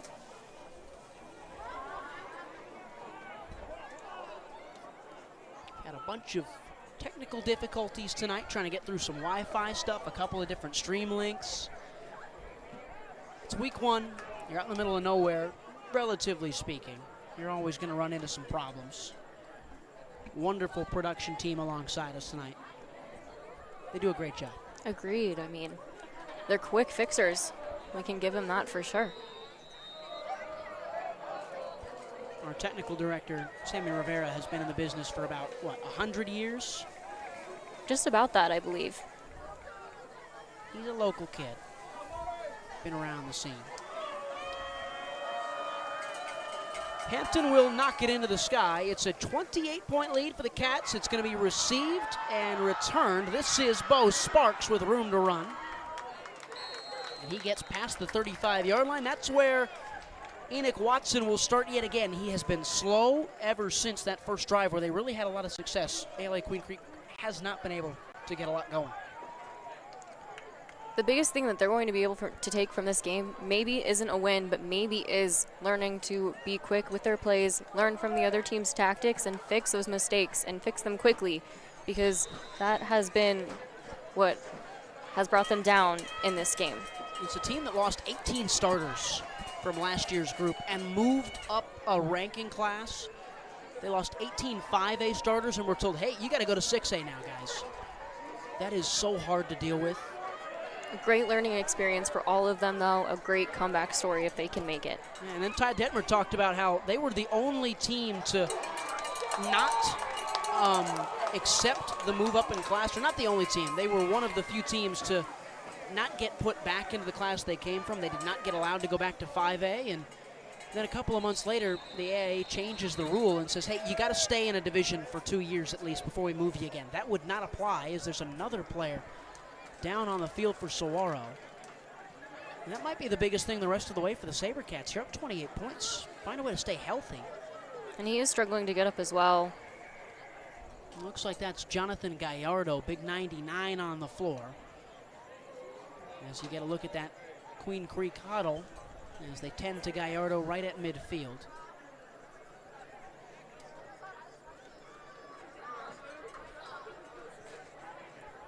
We've talked a lot about the Saguaro offense tonight. They're on the defensive side here now. What have you made of their defense? Allowed the early touchdown, but ever since then, they've looked pretty good. I agree. I think that they're bringing back what they need to bring, and they have made the changes that they need to make. They moved on from defensive coordinator Jim Camarillo in the offseason when Jason Mons left. They promoted Andrew Hurley, who has been a defensive coordinator before at the high school level. Zach Hill was very positive. He wanted to keep as many guys on staff as he could. That winning culture that's been fostered in Scottsdale for a long, long time. As Gallardo gets up off his backside and up onto his feet, and he's being told to back up. I have never seen that before. He must have some sort of problem with a lower leg that they don't want to stress that muscle out too much, because he has backed off the sideline and both teams have re-entered. And they were stretching his leg on the field, so you were probably right about that, Ryan. It's hot enough out to just be a cramp. Keep that in mind. We don't want to see any big injuries for sure. Play action for Watson. Slings it out to Sparks and tries to avoid a couple and does, and gets brought down, maybe a gain of 2 or 3 as a push pile ensues. And that's Bo Sparks with another catch. Dare I say it, Queen Creek is making a rather quick comeback with their offense. I think that there is potential that they're learning something from this. As I said, maybe they don't take a win from this, but if they can take what they can do better, any improvements they make, even if they score again, that should be a win on them. They're making quicker plays on the offensive side, not necessarily more successful ones, though. It's still Absolutely. 3rd and long.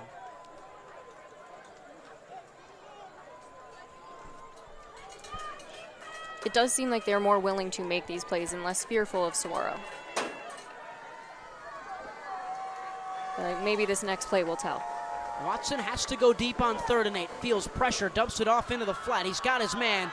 First down, a lot more blockers in front. Here we go. Bobby Nesbitt.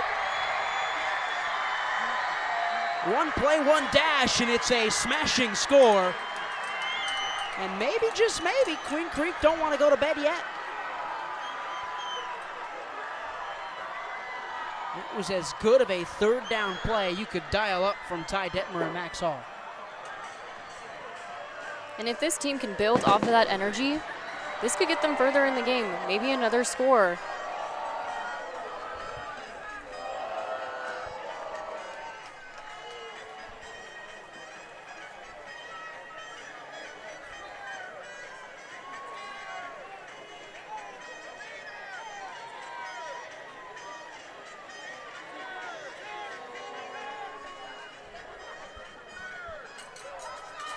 Haven't called Sam Hunsaker's name in a long time. He's on to kick the PAT.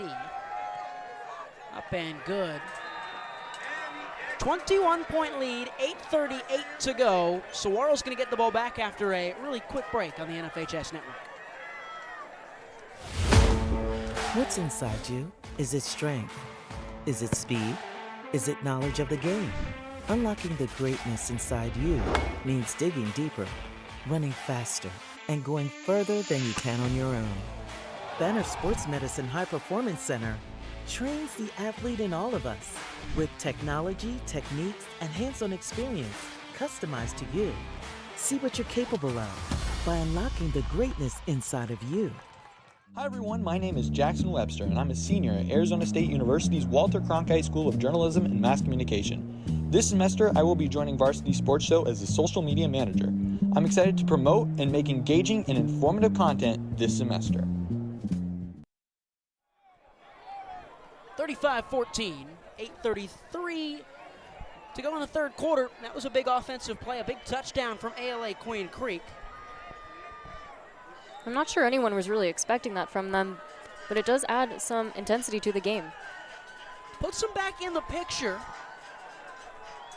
As I said previously, even if they don't get a win, if they learn something from this game, that's a big takeaway. They're playing a high team. That's a kick just shy of the end zone. Jacoby Spence will return it, gets past the 20 down at the 21, and that's where Mason Bray will bring his offense back out. You were saying they're playing a very difficult Saguaro team, and they are. Right, and the fact that they're putting up any points against them, they should be proud of, and they should take that as a win, even if it's not one in their books. It's a Saguaro team that have this one today, a week from this one, the 1st of September, home opener against Mesa Mountain View. Then the big one Friday night at home against the reigning champions of the state, Chandler Basha. A rematch of last year's state title game. After that, trip to Surprise on a Thursday night. You don't see that too often against Shadow Ridge. Trip to California on September 22nd. We'll see if the student section and a lot of the parents will travel out for that one against Sierra Canyon in California. As Bray dumps one out into the flat. That's a good defensive play from ALA Queen Creek. Then Centennial on the road. A big home game always against Chaparral as flags fly down the far sideline. Liberty on the road, South Point Catholic at home, Pinnacle at home. That's a tough 6A schedule for the 4A enrollment school Sabercats. We'll see what the flags are here. Looks like they're offsetting penalties once again. You were saying it's a tough schedule for this 4A crew in a 6A league. But if any team can do it, I think it might just be Saguaro. They are a strong roster. They're super strong coaching staff. It's promising, Ryan. It was offsetting penalties at first, but then another penalty, the second flag came in, and they moved them a little bit further back. So it'll be second and a lot from the 10-yard line. Looks like about 2nd and 25 as Bray has time to unload downfield. It was in and out of the hands of Mason Whitaker. And it was not intercepted by anybody, nobody in the space, and third in a very long time to go. It's a Saguaro team that, if anybody can handle it, it's them, right? They've made back-to-back open state title games. They've won one of them. They have been really, really good. Over the last couple of years, they've made the Open 8 in every single season of its existence. They would have been set up really well to do what they did the last 2 years if it weren't for the pandemic in that first season. Bray on 3rd and 25. Rolling to his right, has time, evades a couple, threw it right into the hands of LeDuc. And that's the first time Mason Braves made a real mistake tonight, and ALA Queen Creek did not capitalize. That was almost the nightmare scenario for Zach Hill and the Sabercats. And if you're looking at it on the flip side, if the Sabercats were in that scenario, they've proven that they can capitalize on ALA Queen Creek's mistakes. So Queen Creek needs to do the same. If the Saguaros make a rare slip up, just like that one, they need to capitalize to take this game. And that's Leduc, who led the Patriots team in interceptions a year ago, had 2. Somehow that one didn't end up in his mitts, and he's the punt returner here now. James Hall's going to punt from his own end zone, but first it's a timeout by Zach Hill. 4th and 25. Got to make sure you don't make a mistake here, because if you make a mistake in this spot, it can very well be 6 points on the board for ALA Queen Creek.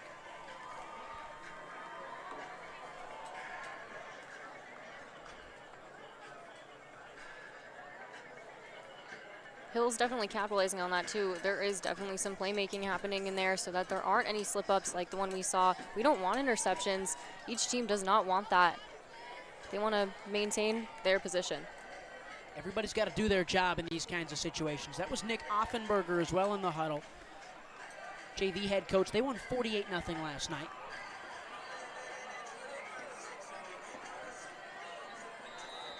Hall will punt away. 4 steps into his own end zone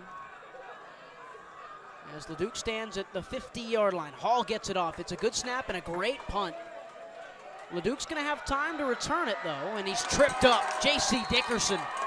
And there's a flag on the play coming back towards the line of scrimmage. We'll see what it is ruled as. And James Hall is signaling that it is on ALA Queen Creek. It's the punter saying it's going to go yards backwards for the Patriots. We get a strong point, and they will move them back. This is another great example of these mistakes that they cannot be making. They cannot take flags on their plays if they are trying to make a comeback.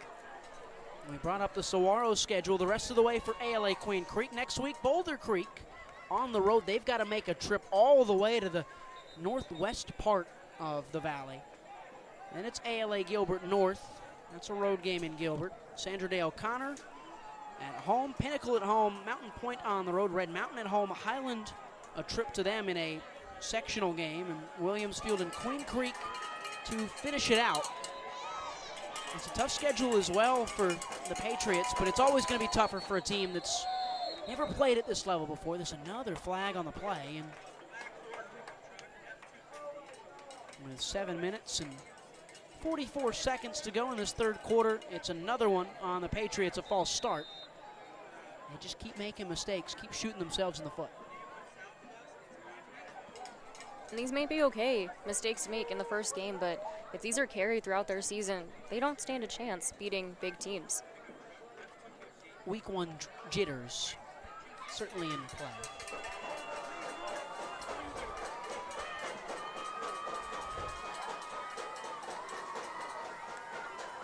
And off to Brown, and he goes nowhere.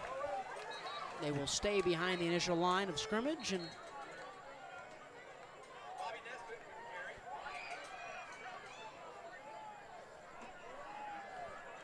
might have even been the backup running back, Bobby Nesbitt.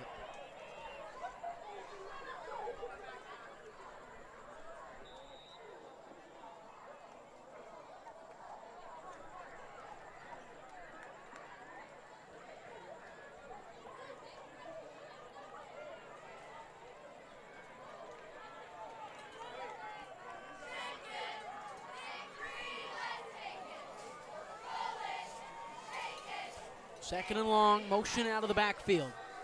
Watson with a little bit of time, feels pressure, steps up, unloads downfield. Williams! Jaden Williams. And ALA Queen Creek has life. This is exactly what they needed. They needed the fans to be cheering for them. They needed to feel that power in order to make the comeback and potentially get up into the 20s on the scoreboard. Into the red zone they go, a gain of 35 plus.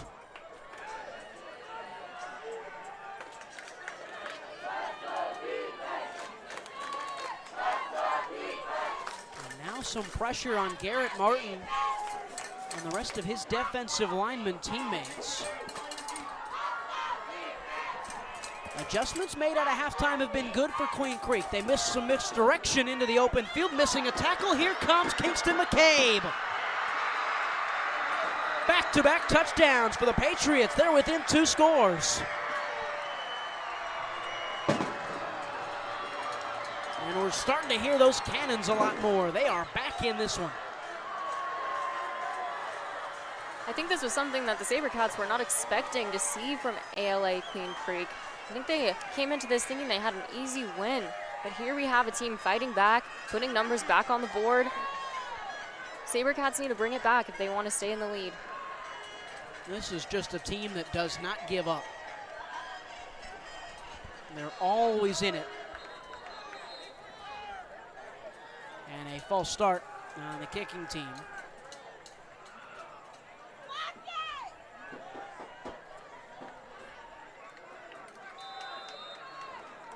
Makes this one a little harder from the 8-yard line now.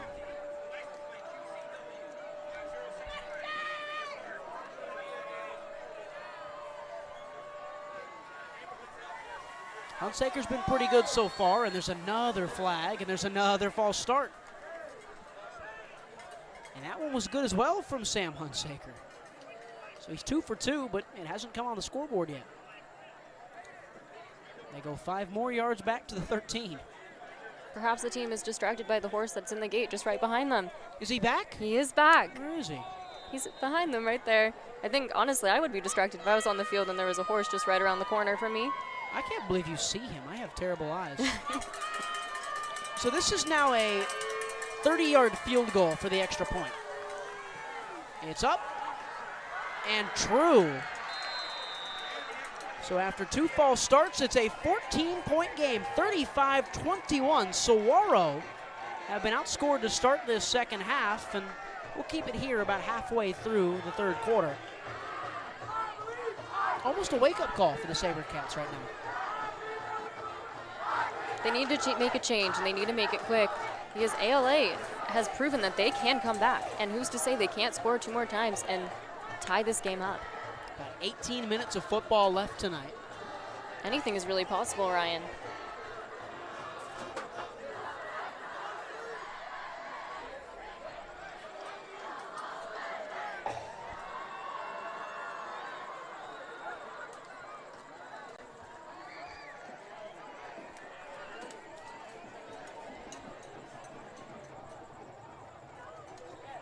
A team that felt like they were moving too fast by making the step up to 6A, they have really found a way to do a pretty good job tonight. Especially here to start this second half. 2 scores in the first 5.5 minutes. A booming ball from Hunsaker into the hands of Jaden Matthews. This is the guy Saguaro would want it with. He's the big playmaker. Breaks a couple of tackles. Matthews into the open field and is forced out of the boundary. He gets to about the 38-yard line. Good starting position for Mason Bray in the offense. What has seemingly proven to be true is that Saguaro has that fire in them, and they work on the other team doing well, almost. They see them doing well, and then it brings them and pushes them to do better, because now they're on offense and they are making the moves that they need to make to score again. I feel like they've got a sense of urgency now that ALA Queen Creek has stepped their way back into this game.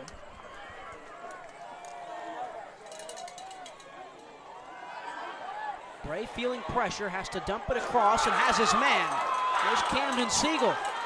Out across the 50, gets a first down and pushed out of bounds, a gain of 17 as they move across into Patriot territory. That was a perfect example of the kind of quarterback that Bray is. He is not used to having pressure on him in the previous times of the game, but now he has proven to show when there is pressure, he can still throw the ball to a good spot and make a good play. And is that the sign of a truly good quarterback at times, the ability to ad-lib like that? I think so. I think the team builds off of you, and if you as a quarterback know what's best for the team and can prove that and make those things happen, you're a great quarterback.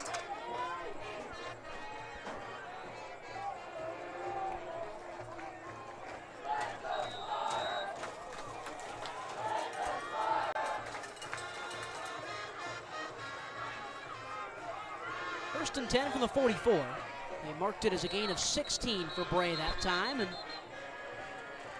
stoppage of play. Timeout, Patriots. 2-score lead for Saguaro. 6:05 to go here in the third quarter. A little more time for Zach Hill to think about what he wants to do in these next couple of plays, trying to get this game back firmly in their hands. It's been taken out by some momentum-building opportunities and 2 scores by LA Queen Creek. In the beginning of the game, we stated that both teams have a lot to prove this game. And honestly, I think both teams are proving things to the fans and to the viewers. We are seeing Zach Hill making amazing plays and quarterback Bray on Saguaro making those plays as well, and vice versa on ALA Queen Creek.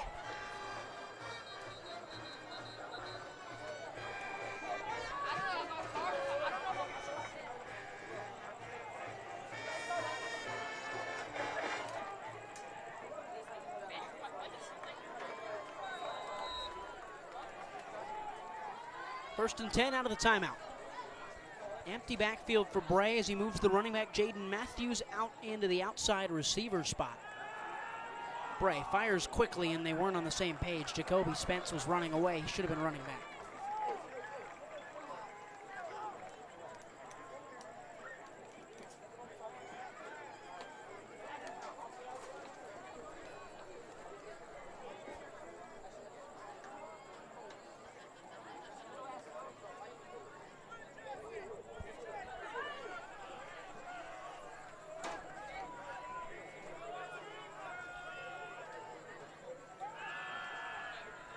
Second and 10, ball comes loose and it's turned over.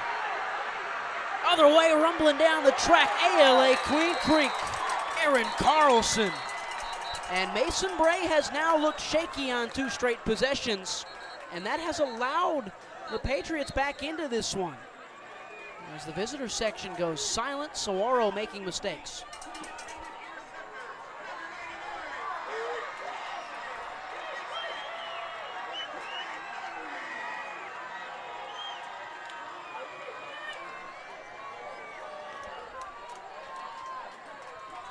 That's not good. Hill can't be happy with these slip-ups. An interception is one of the worst things that can happen to your team, especially when your opponent is coming back. He said he's so excited about getting to work with high school kids. This is the part about working with high school kids that's going to be foreign to him. Of like, when one mistake happens, they're so just raw and new to all of this that it can sometimes compartmentalize for them, and it can start to just build upon itself. He's got to learn how to deal with that as a head coach.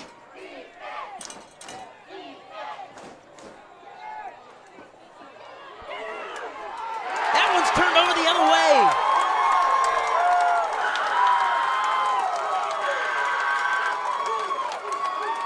A big-time defensive play on the other direction.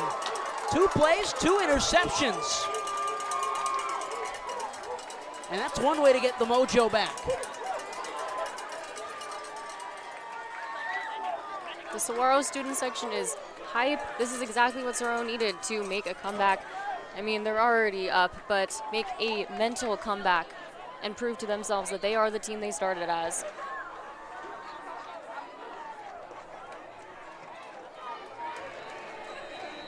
Big-time defensive possession after they allowed 2 touchdowns on back-to-back.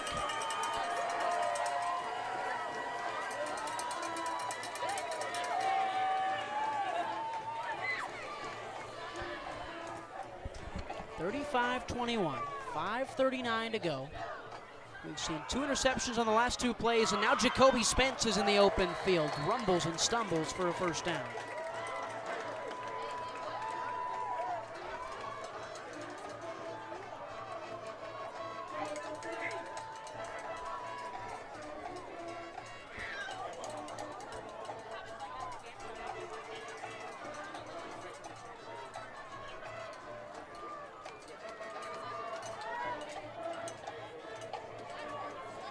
Student section still just standing on their feet in front of us.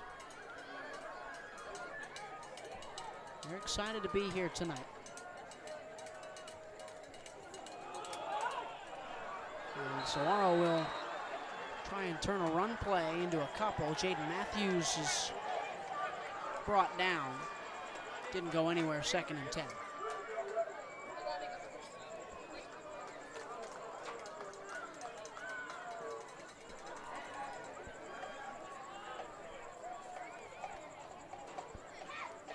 Haven't really seen Matthews do a whole ton tonight. He has not been able to pop off for one of those big runs.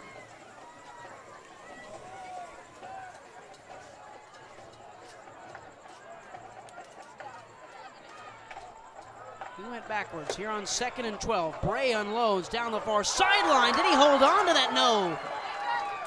Jacoby Spence laid out for it, but could not hold on. And that's run, take a shot.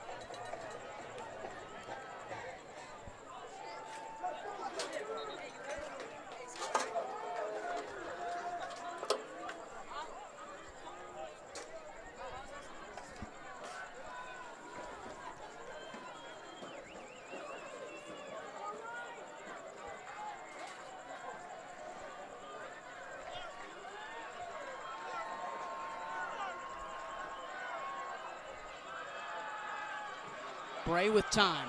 Downfield, he's got Spence downfield, touchdown! Jacoby Spence.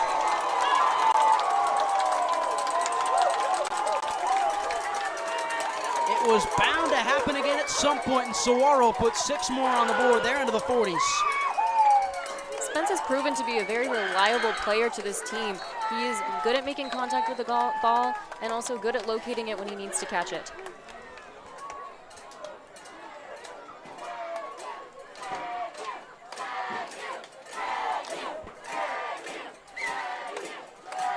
Ever since those first 2 possessions where Mason Bray struggled with the deep ball, he's figured it out over the last quarter or 2.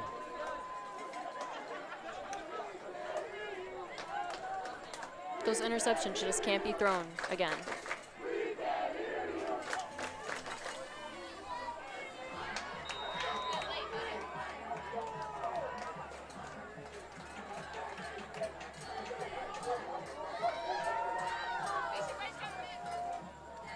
Extra point from Hampton. Up and true, 42-21. Sabercats doubling up the Patriots on the road in Queen Creek on the NFHS Network.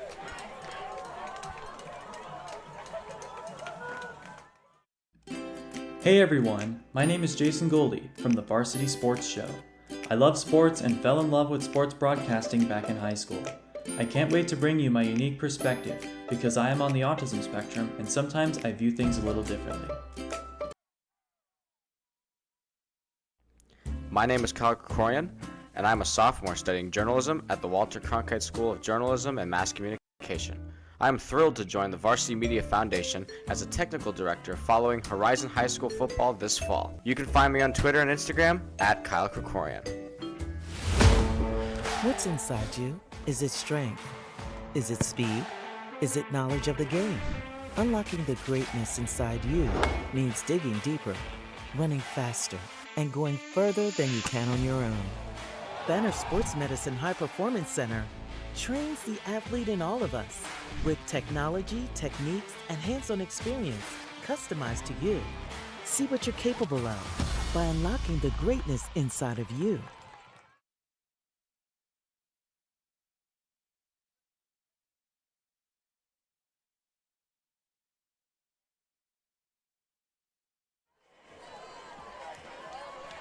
.1 lead for the Sabercats. A big-time play from Jacoby Spence. We're going to hear that a lot this season on the varsity show this year. Ryan Sikorshay, Garrett.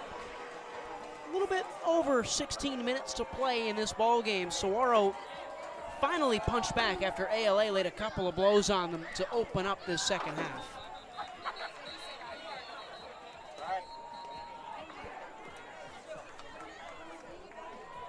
Last time up for the Queen Creek offense, it was 1 play and an interception the other way after they had just forced a turnover. Saguaro's defense picking them team up in a big-time spot.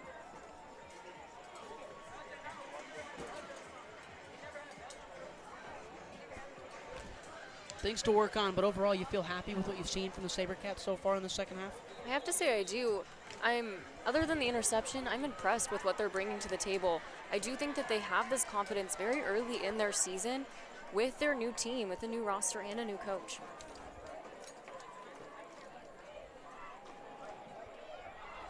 Brandon Brown trying to get the edge. He breaks a couple of tackles and is shoved out of bounds for a gain of maybe a pair.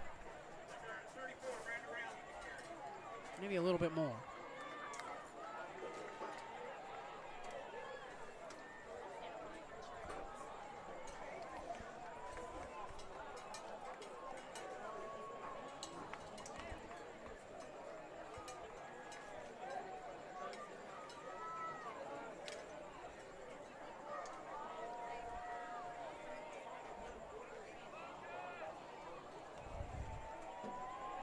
Second and 6, a slant across the middle is dropped in and out of the hands of Jaden Williams.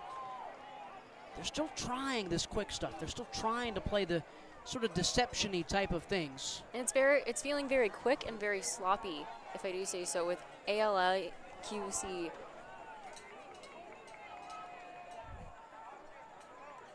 They need to think smarter, harder, and not rush things if they do not have to. Problem is, I don't know if they're going to fix all of that in the next 15 minutes. It's something to look at the rest of the season. This is a game they can really learn a lot from. The Sabercats as well. Two really good teams going at it. One team just happens to be really, really good. There's an outside run from Nesbitt as he tries to get the edge and goes nowhere. We are seeing two teams that definitely have the drive and the passion to play high school football. It's what Friday Night Lights is all about. And Zach Hill said that. He said he was so excited for his boys to get out here and play under the lights, and he talked about that being a big thing of him being excited to come to high school football. Just the pure passion of it, right? Absolutely. Seeing those boys experience this, or for some of them for the first time, Friday Night Lights, he was proud to be a part of that. There's a couple of freshmen on this roster that will be out there suited up. It's always an exciting thing. Open field and a big chance on a big play, and there's a crunching tackle, but a big-time spot as Brody Michael.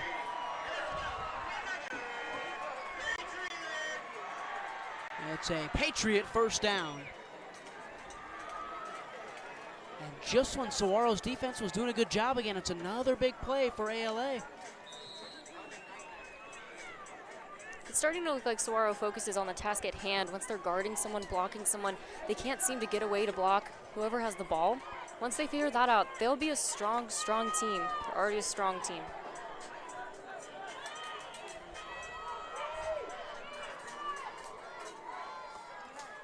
Watson still trying to get comfortable. Feels the pressure, unloads, and blown up as he caught the ball was Brandon Brown. That's a big hit out the outside edge from Owen Pimbert.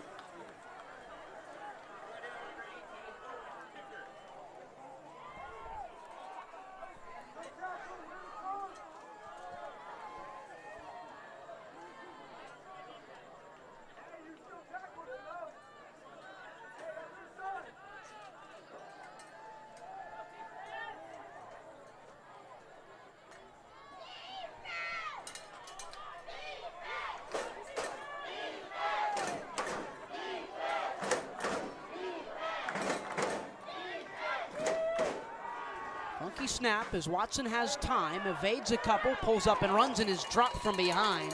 Christian Nunnally brings him down, and it'll bring up 3rd and long.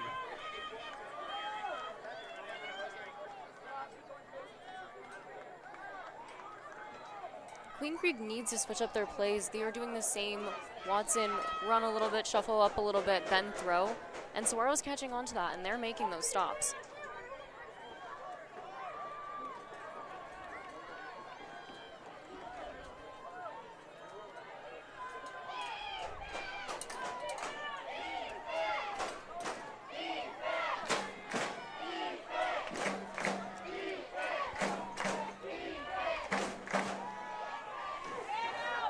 Rolling left, throwing out, and he's got Williams on 3rd and 11, down to the 17-yard line. Gain of 24 and the horses prancing behind.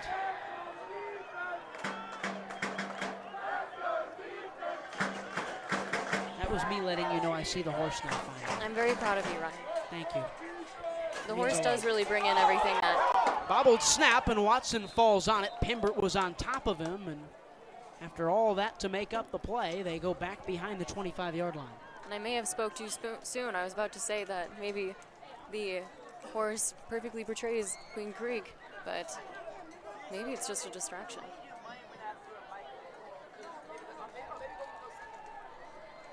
The last thing that you want going into the fourth quarter is your team getting tired. It is still extremely hot in Arizona.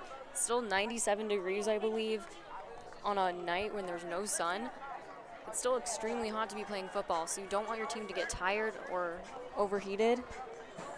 I think that's definitely something that these coaches have to look out for, but both seem very experienced in Arizona football by now. End of the third quarter, 21-point lead for Saguaro. We go to the fourth. It's winning time on the road in week one of Arizona high school football's first opportunity this season.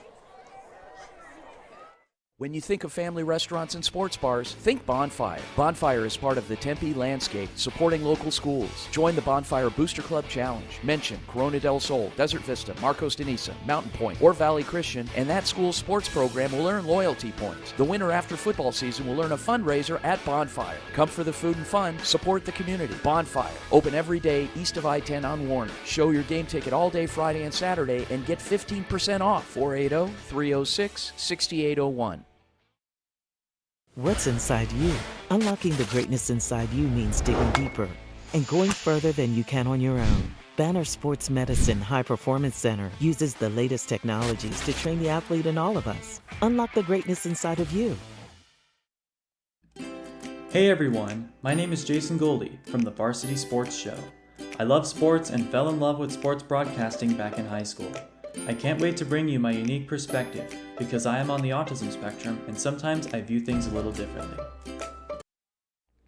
My name is Kyle Krikorian, and I'm a sophomore studying journalism at the Walter Cronkite School of Journalism and Mass Communication.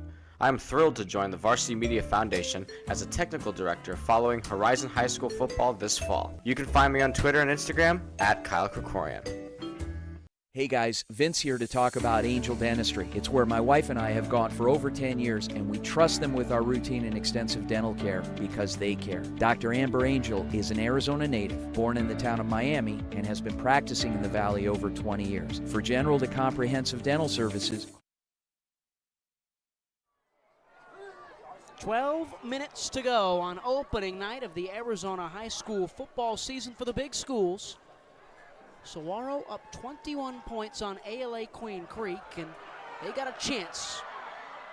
Here comes Queen Creek as they get another big play. And again, ALA Queen Creek, they've got a chance to stay in this, only down 3 scores. Touchdown here, 2-possession game. You get 1 stop, 1 possession game. If you can score after that, they are still very much in this. They're not going away without a fight. This is showing the fire that these high school players have to play football. They are not giving up. Just so excited to suit up in front of their classmates on Friday nights. Nothing like Friday Night Lights, Ryan.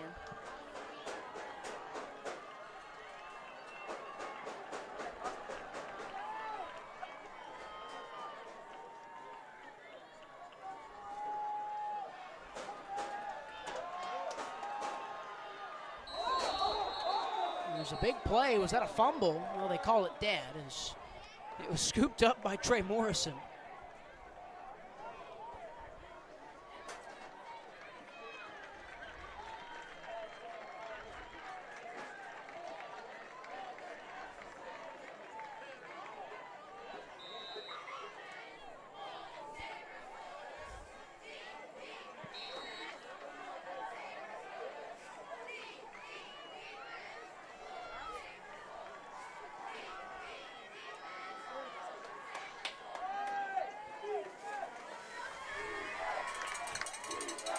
First down and 7. 7 to the goal line. Handoff Brown. Brandon Brown tumbles over forward and maybe picked up 2 yards. You get inside the 10-yard line, you need to score 6. You need to score a touchdown. There is that expectation for sure for both teams being in that short area. They are expected to score, and they have the skills to. And let's see here. It's a false start on ALA Queen Creek, and they got it down to 2nd and goal with 4 yards to go. They'll have to go 10 yards back. That's frustrating.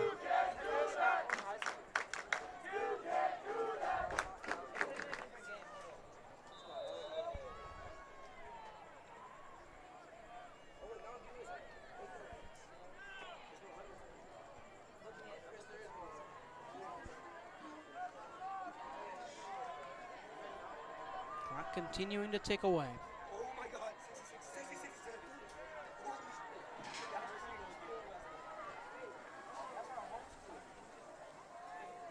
Queen Creek needs 6. Watson's going to roll out to his right field. Pressures, Trumbull forward, Nunnally giving chase, and Watson evades a couple. Got through the grasp of Brady Cochran, and maybe got it to 3rd and potentially manageable here. This is the biggest play of the game.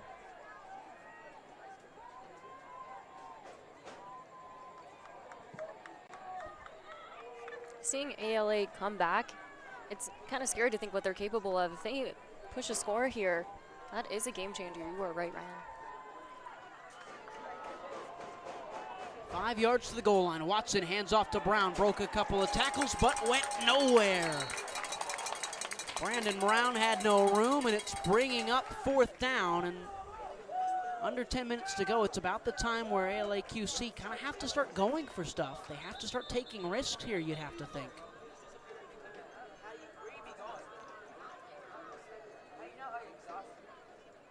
And Brandon Brown is down on the field, holding his ankle. He's going to get right back up, though.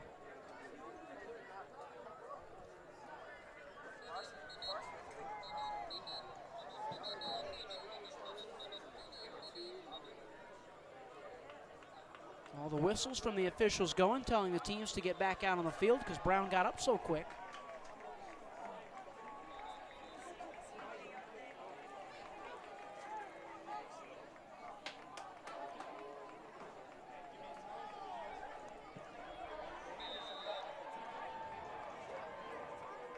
Clock rolls at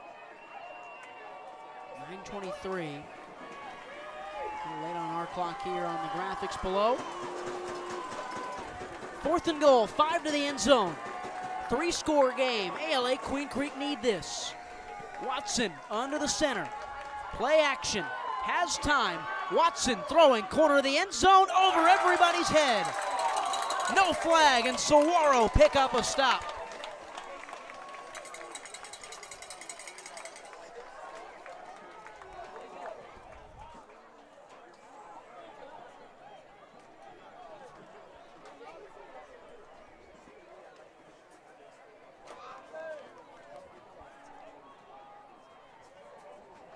That is huge for the Sabercats. That's exactly the play we needed to see in order for the Sabercats to carry this win. Probably doesn't put them right at home yet.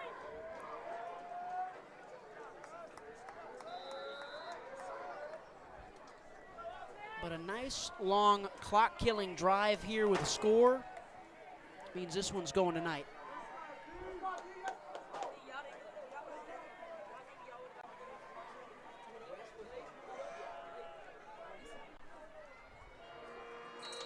And there's a run for Jaden Matthews, right on cue. That's maybe his longest of the day, outside of the touchdown run.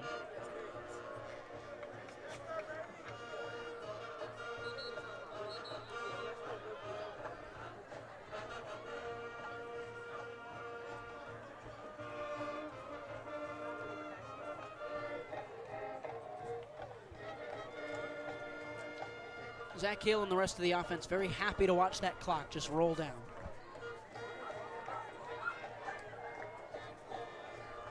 They run it again with Matthews, and he gets a couple more on 2nd and 4.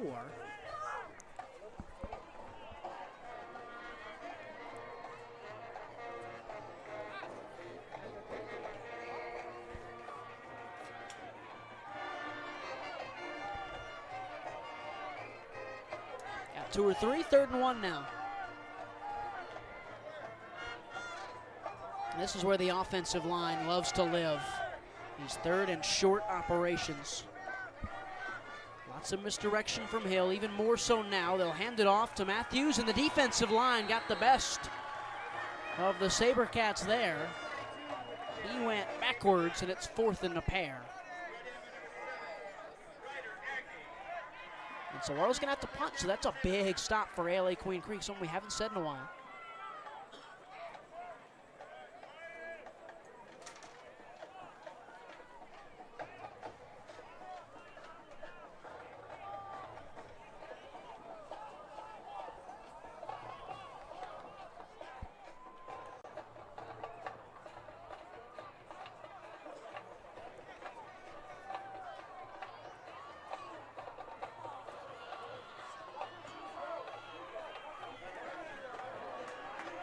James Hall gets the punt away in time. Backing up and dropping the ball is LeDuc, but he gets past a couple. Nate LeDuc stumbled at first, but forward he goes to the Saguaro 40, and they are right there. 6:46 to go in this game.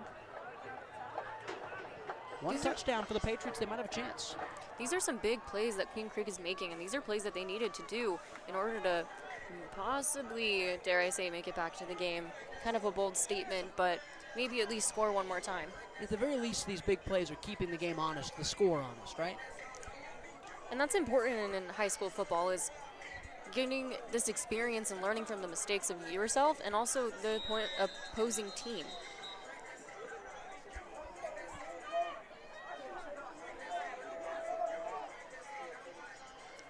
Timeout Saguaro. 21-point lead.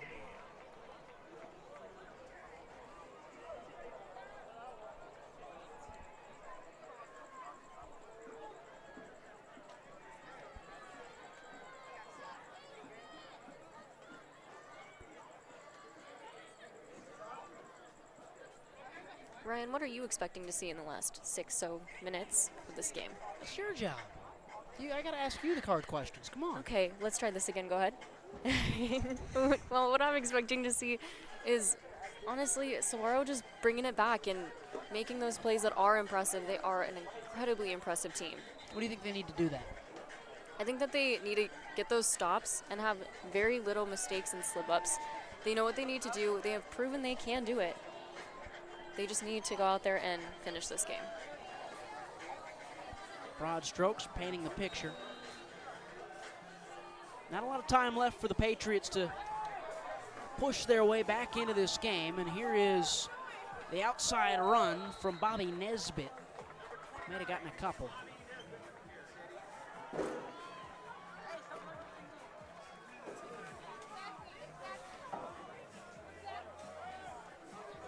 I'm asking you questions to keep you on your toes, Ryan. Again, I appreciate it. You keep me on mine, we all know. I guess. Much appreciated. Who knows, man?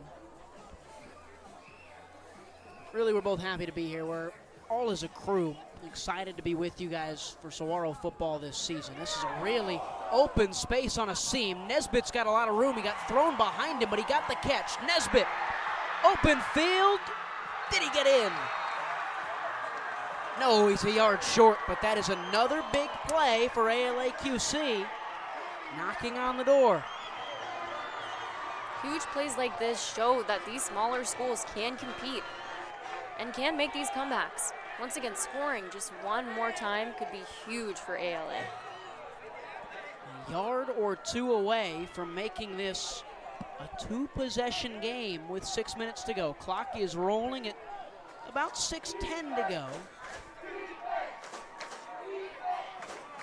Snap handoff, Brown stopped before the end zone. As you stated before, Ryan, when you're this close to the end zone, you are expected to get that ball over the line. And ALA Queen Creek proved that they couldn't do it last time, so maybe they can this time. Unsuccessful on the last go-around. Stopped on 4th and 5. They hand off to Brown again. He's stuffed once again. The D-line for the Cats. The black shirts making themselves known. The Sabercats time and time again have proven they are strong defensively. They have big players who are strong and know exactly what they need to do to make a stop. Watson rolls out into the flat, touchdown. Brody Michael picks it up, and we have a ball game. Once again, ALA-QC gets within 2 possessions. That was absolute redemption for Queen Creek. We needed to see that. The fans needed to see that in order to believe in their team again. And now for Saguaro, you got to pick yourselves up. Just like the defense helped out the offense at some point tonight, the offense has to help the defense out here.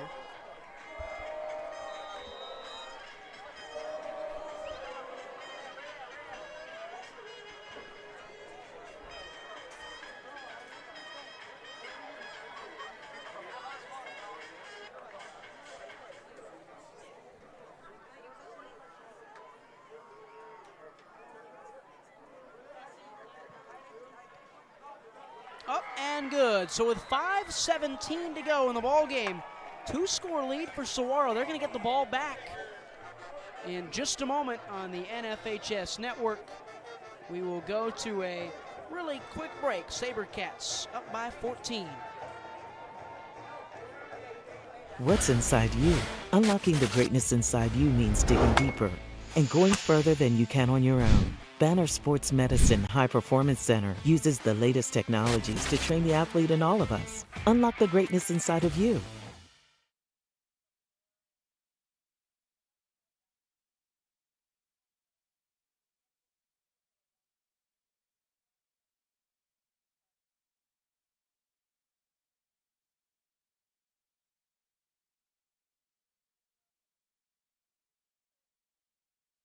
Hey guys, Vince here to talk about Angel Dentistry. It's where my wife and I have gone for over 10 years, and we trust them with our routine.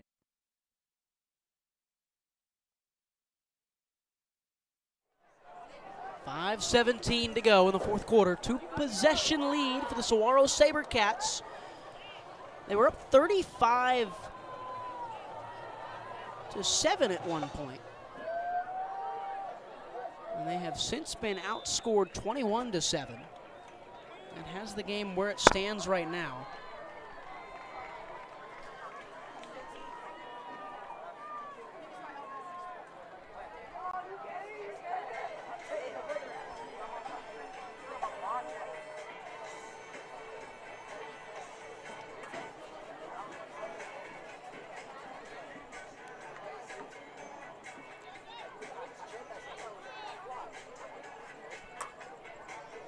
It's got to be a steady dose of the run game from this point on. Waste that clock down to the bottom. Just has to be.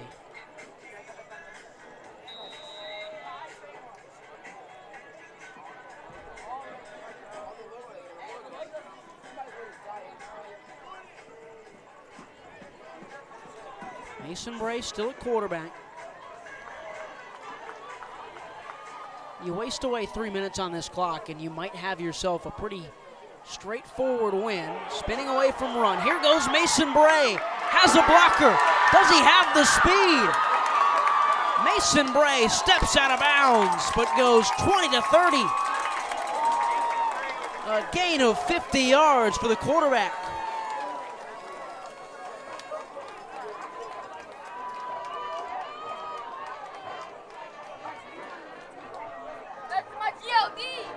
So consistent in the passing game, and then he flashes something like that on the ground, and you can see why he's QB1 for this Sabercat family. They show pressure, and they hand it off as Jaden Matthews carries maybe for a yard.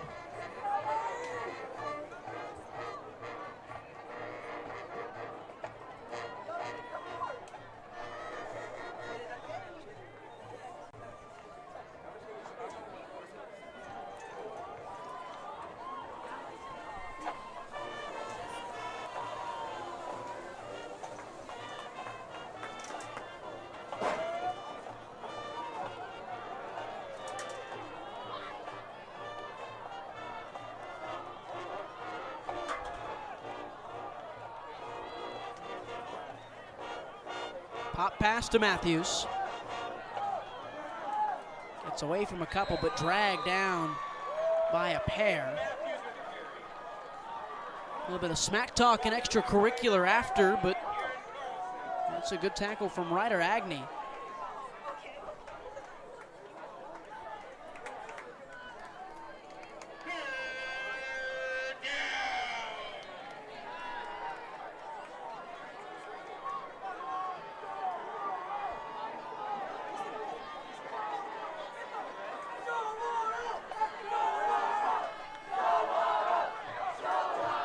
Bray with time, pressure up the middle, unloads across the field, it's caught!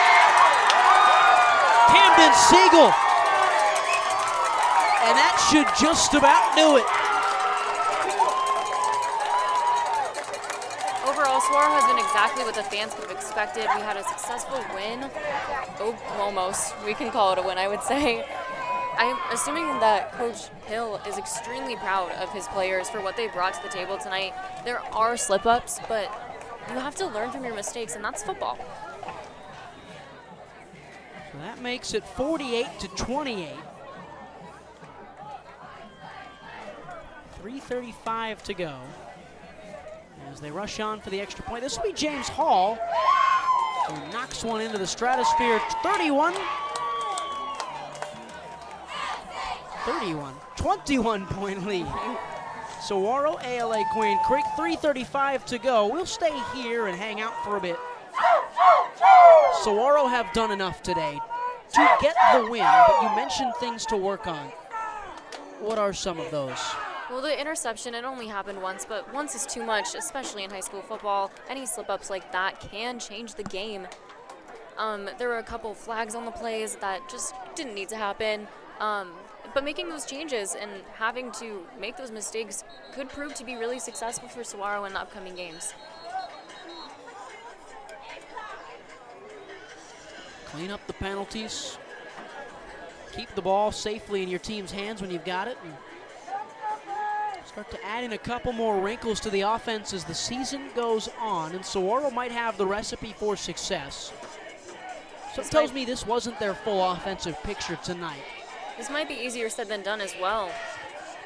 I mean, having a new team, new coaching staff, there is a lot to get used to, but Saguaro proved to be successful in adapting. Trying to pick up the pieces from where they left off. And again, the last time these two teams played, it was a 20-14 football game. It was much, much, much closer than this.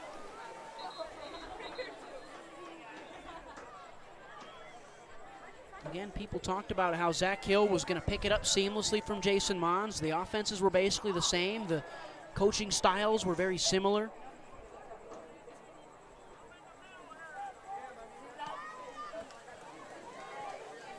The ball is in for a touchback, and we've seen it. The offense is still very explosive. The playmakers are still being utilized exceptionally, and that really is the Zach Hill offense. Get the guys who are really good at football the ball and let them do the rest. And it proves to work too, Ryan. Over and over again, Saguaro has been able to score.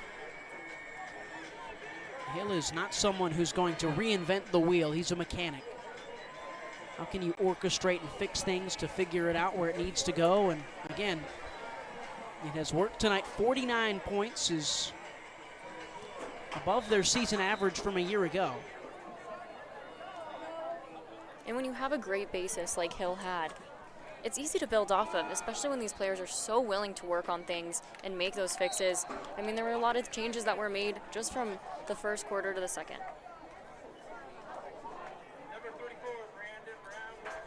Brandon Brown, a 5-yard carry. We'll be back to the drawing board for ALA Queen Creek. Their new quarterback tonight, Enoch Watson, a transfer from Coconino, showed some flashes, but ultimately didn't show enough to keep his team really super in the hunt. They have Boulder Creek next. That's a long road trip, hour and 15-minute drive up to the Northwest Valley. But a game they could and probably should win. I don't think this ALA Queen Creek team will be a team we see in the open.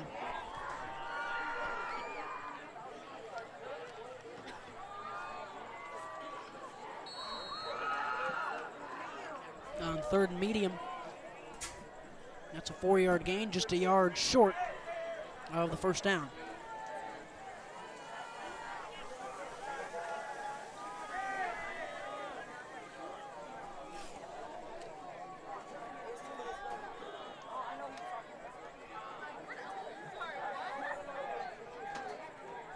They'll stay out there. They have to at this point. Game's on the line. Clock is still ticking. They're taking their sweet time to get back up there. 4th and a yard. Play action. Watson looking, dumps it off to Brown, who's got open space. Brown makes a couple misses, brought down by J.C. Dickerson.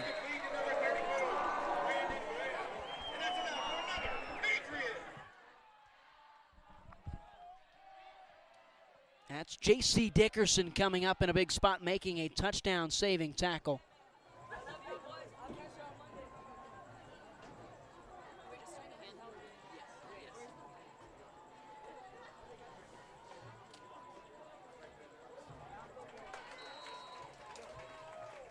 At 90 seconds away, and it looks like ALA Queen Creek are just going to slowly finish this one out.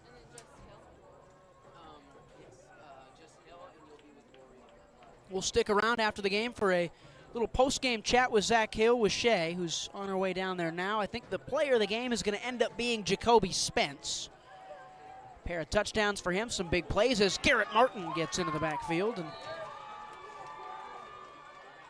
it's a somewhat frustrating night for Saguaro. 21-point winners. It could have been a lot more. They felt like they were right there for most of this game at being super dominant. But it's just week one. Just a chance to get back. There's a player down on the field. It looks like it's Garrett Martin. Looks. And we will hang on here for 54 seconds. At least for now, as Zach Hill comes out to talk to his player.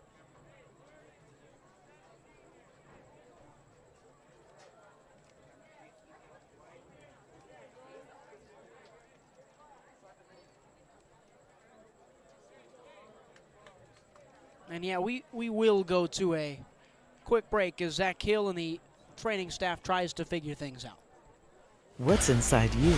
Unlocking the greatness inside you means digging deeper and going further than you can on your own. Banner Sports Medicine High Performance Center uses the latest technologies to train the athlete in all of us. Unlock the greatness inside of you.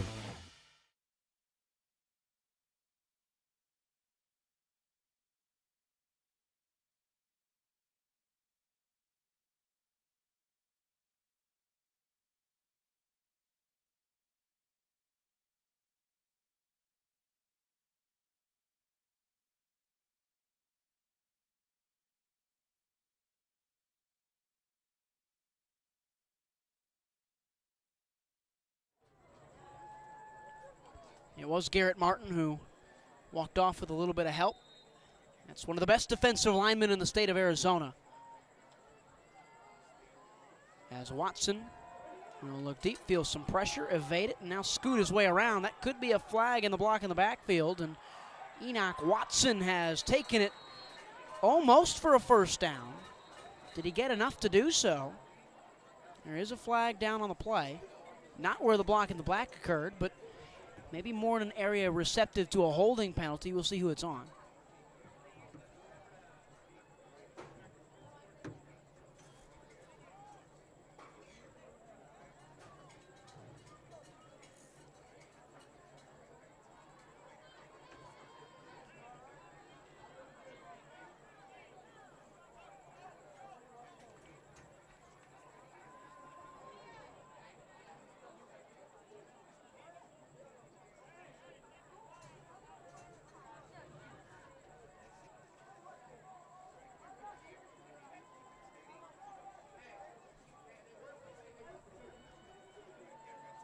First and 10, clock is stopped at 43 seconds after that first down and timeout from the Patriots.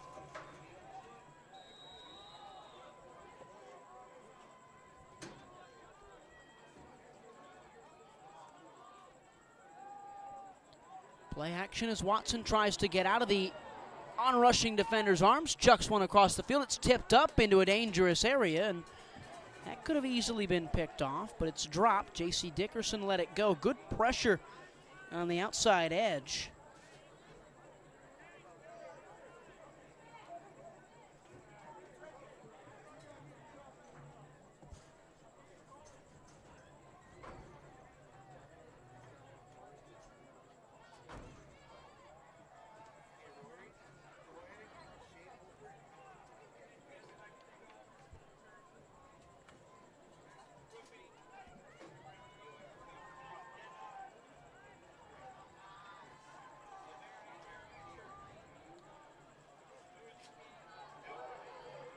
Watson evades a couple and is stopped just beyond the line of scrimmage. Maybe got a yard or two.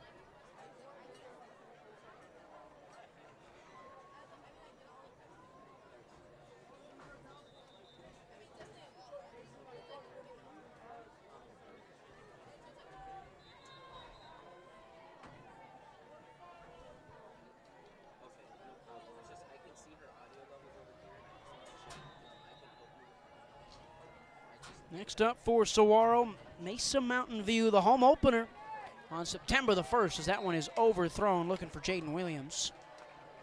Ty Detmer will have some things for ALA-QC to, take home and figure it out.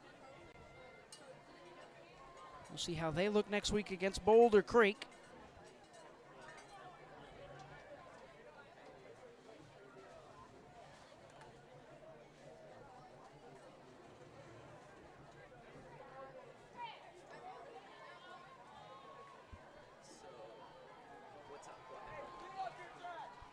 Watson on 4th and 10. They need a first down to keep it alive. It's caught. There's Bo Sparks again. Clock will stop at 22 seconds. 24, rather.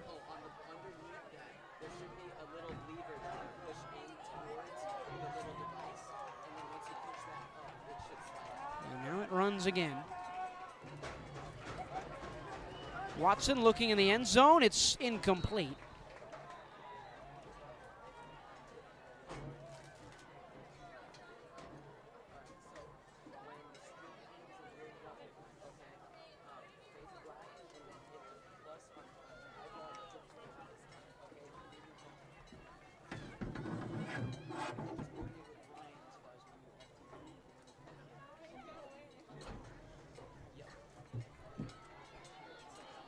Second and goal from the 10-yard line. These New Era Cats have found a way today. Through not the prettiest football, there's a touchdown right at the end of this one.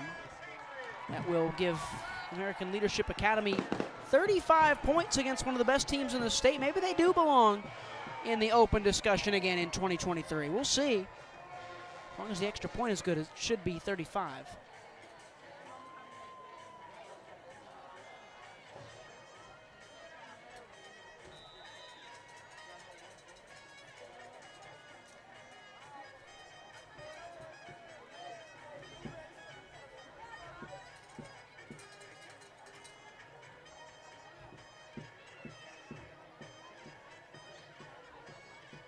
Kick is up and good. 14-point game in this one. We will hang on for the rest of it. Not too much time left. 14-point win's not too bad. Mason Bray gets his first start in a Sabercat uniform and plays pretty well. A couple of nice long touchdowns. A quiet day for Jaden Matthews, relatively speaking, but it was enough to help his team get the job done. Jacoby Spence is going to take our player of the game here tonight.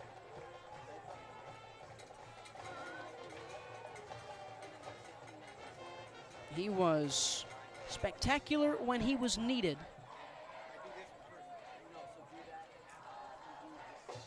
And just an overall good night for the Sabercats.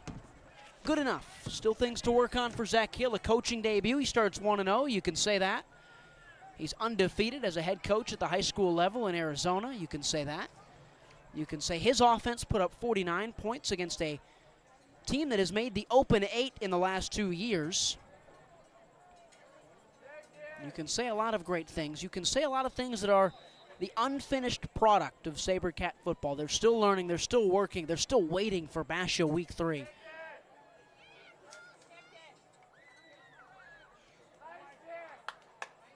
As they go onside, and Spence, Johnny on the spot, picks it up. It'll be a hop, skip, and a jump out there. And the greatest play in football.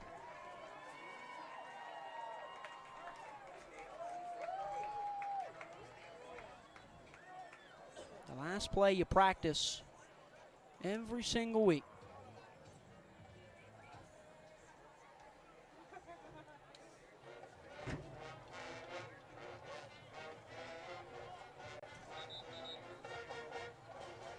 Daps everywhere around the bench as the Cats congregate.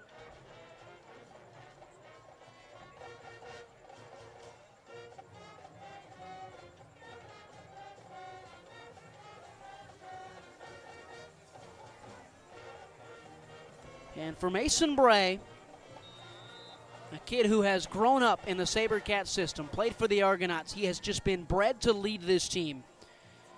He knew he had to be patient. He had to sit there. He had to bear down. He had to stick with it. He was ready to go today, and he takes a knee as Saguaro start the 2023 season undefeated 1-0. Zach Hill wins his first game as a head high school football coach. He beats Ty Detmer and the ALA Queen Creek Patriots. The black and gold, donned in white today, win 49-35. It should be a fun night for these Sabercat players. They pick up a win. They start off the season on a great footing with plenty of things to work on. Your final score, 49-35. We'll take a quick break here, and then we will come back, and Zach Hill will have a chance to speak to Shea with his post-game thoughts and what's next for Saguaro on this long season ahead of him. Week 1, Sabercats 49, Patriots of ALA Queen Creek 35.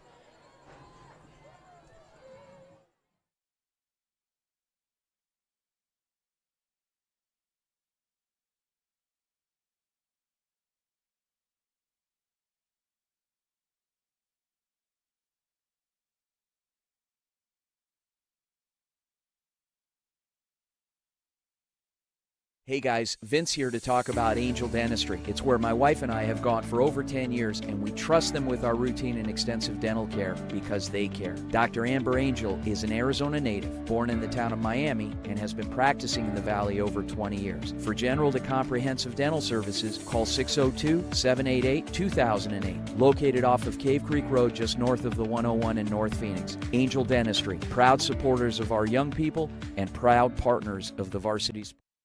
When you think of family restaurants and sports bars, think Bonfire. Bonfire is part of the Tempe landscape, supporting local schools. Join the Bonfire Booster Club Challenge. Mention Corona del Sol, Desert Vista, Marcos de Niza, Mountain Point, or Valley Christian, and that school's sports program will earn loyalty points. The winner after football season will earn a fundraiser at Bonfire. Come for the food and fun, support the community. Bonfire, open every day east of I-10 on Warner. Show your game ticket all day Friday and Saturday and get 15% off. 480-306-6801. Hi everyone, my name is Jackson Webster and I'm a senior at Arizona State University's Walter Cronkite School of Journalism and Mass Communication. This semester, I will be joining Varsity Sports Show as the social media manager. I'm excited to promote and make engaging and informative content this semester. What's inside you? Unlocking the greatness inside you means digging deeper and going further than you can on your own. Banner Sports Medicine High Performance Center uses the latest technologies to train the athlete in all of us. Unlock the greatness inside of you. Hey everyone, my name is Jason Goldie from the Varsity Sports Show. I love sports and fell in love with sports broadcasting back in high school. I can't wait to bring you my unique perspective because I am on the autism spectrum and sometimes I view things a little differently. My name is Kyle Krikorian, and I'm a sophomore studying journalism at the Walter Cronkite School of Journalism and Mass Communication. I am thrilled to join the Varsity Media Foundation as a technical director following Horizon High School football this fall. You can find me on Twitter and Instagram at Kyle Krikorian. What's inside you? Is it strength? Is it speed? Is it knowledge of the game? Unlocking the greatness inside you means digging deeper, running faster, and going further than you can on your own. Banner Sports Medicine High Performance Center trains the athlete in all of us with technology, techniques, and hands-on experience customized to you. See what you're capable of by unlocking the greatness inside of you. Hey guys, Vince here to talk about Angel Dentistry. It's where my wife and I have gone for over 10 years, and we trust them with our routine and extensive dental care because they care. Dr. Amber Angel is an Arizona native, born in the town of Miami, and has been practicing in the Valley over 20 years. For general to comprehensive dental services, call 602-788-2008. Located off of Cave Creek Road just north of the 101 in North Phoenix. Angel Dentistry, proud supporters of our young people and proud partners of the Varsity Sports Show. When you think of family restaurants and sports bars, think Bonfire. Bonfire is part of the Tempe landscape, supporting local schools. Join the Bonfire Booster Club Challenge. Mention Corona del Sol, Desert Vista, Marcos de Niza, Mountain Point, or Valley Christian, and that school's sports program will earn loyalty points. The winner after football season will earn a fundraiser at Bonfire. Come for the food and fun, support the community. Bonfire, open every day east of I-10 on Warren. Show your game ticket all day Friday and Saturday and get 15% off. 480-306-6801. 7 lead. The lead got as much as 35-7 before ALA-QC brought it all the way back and eventually ended where it stands now, 49-35. Saguaro, what a day for them. Zach Hill wins his head coaching debut. Mason Bray, his first start as the quarterback of his team. He ends with a win in a victory formation. Great day all around. Maybe some things to work on, the penalties, a couple of turnovers. The defense wasn't always fully switched on, but at the end of the day, a 14-point win over a team that's made the Open 8 the last 2 years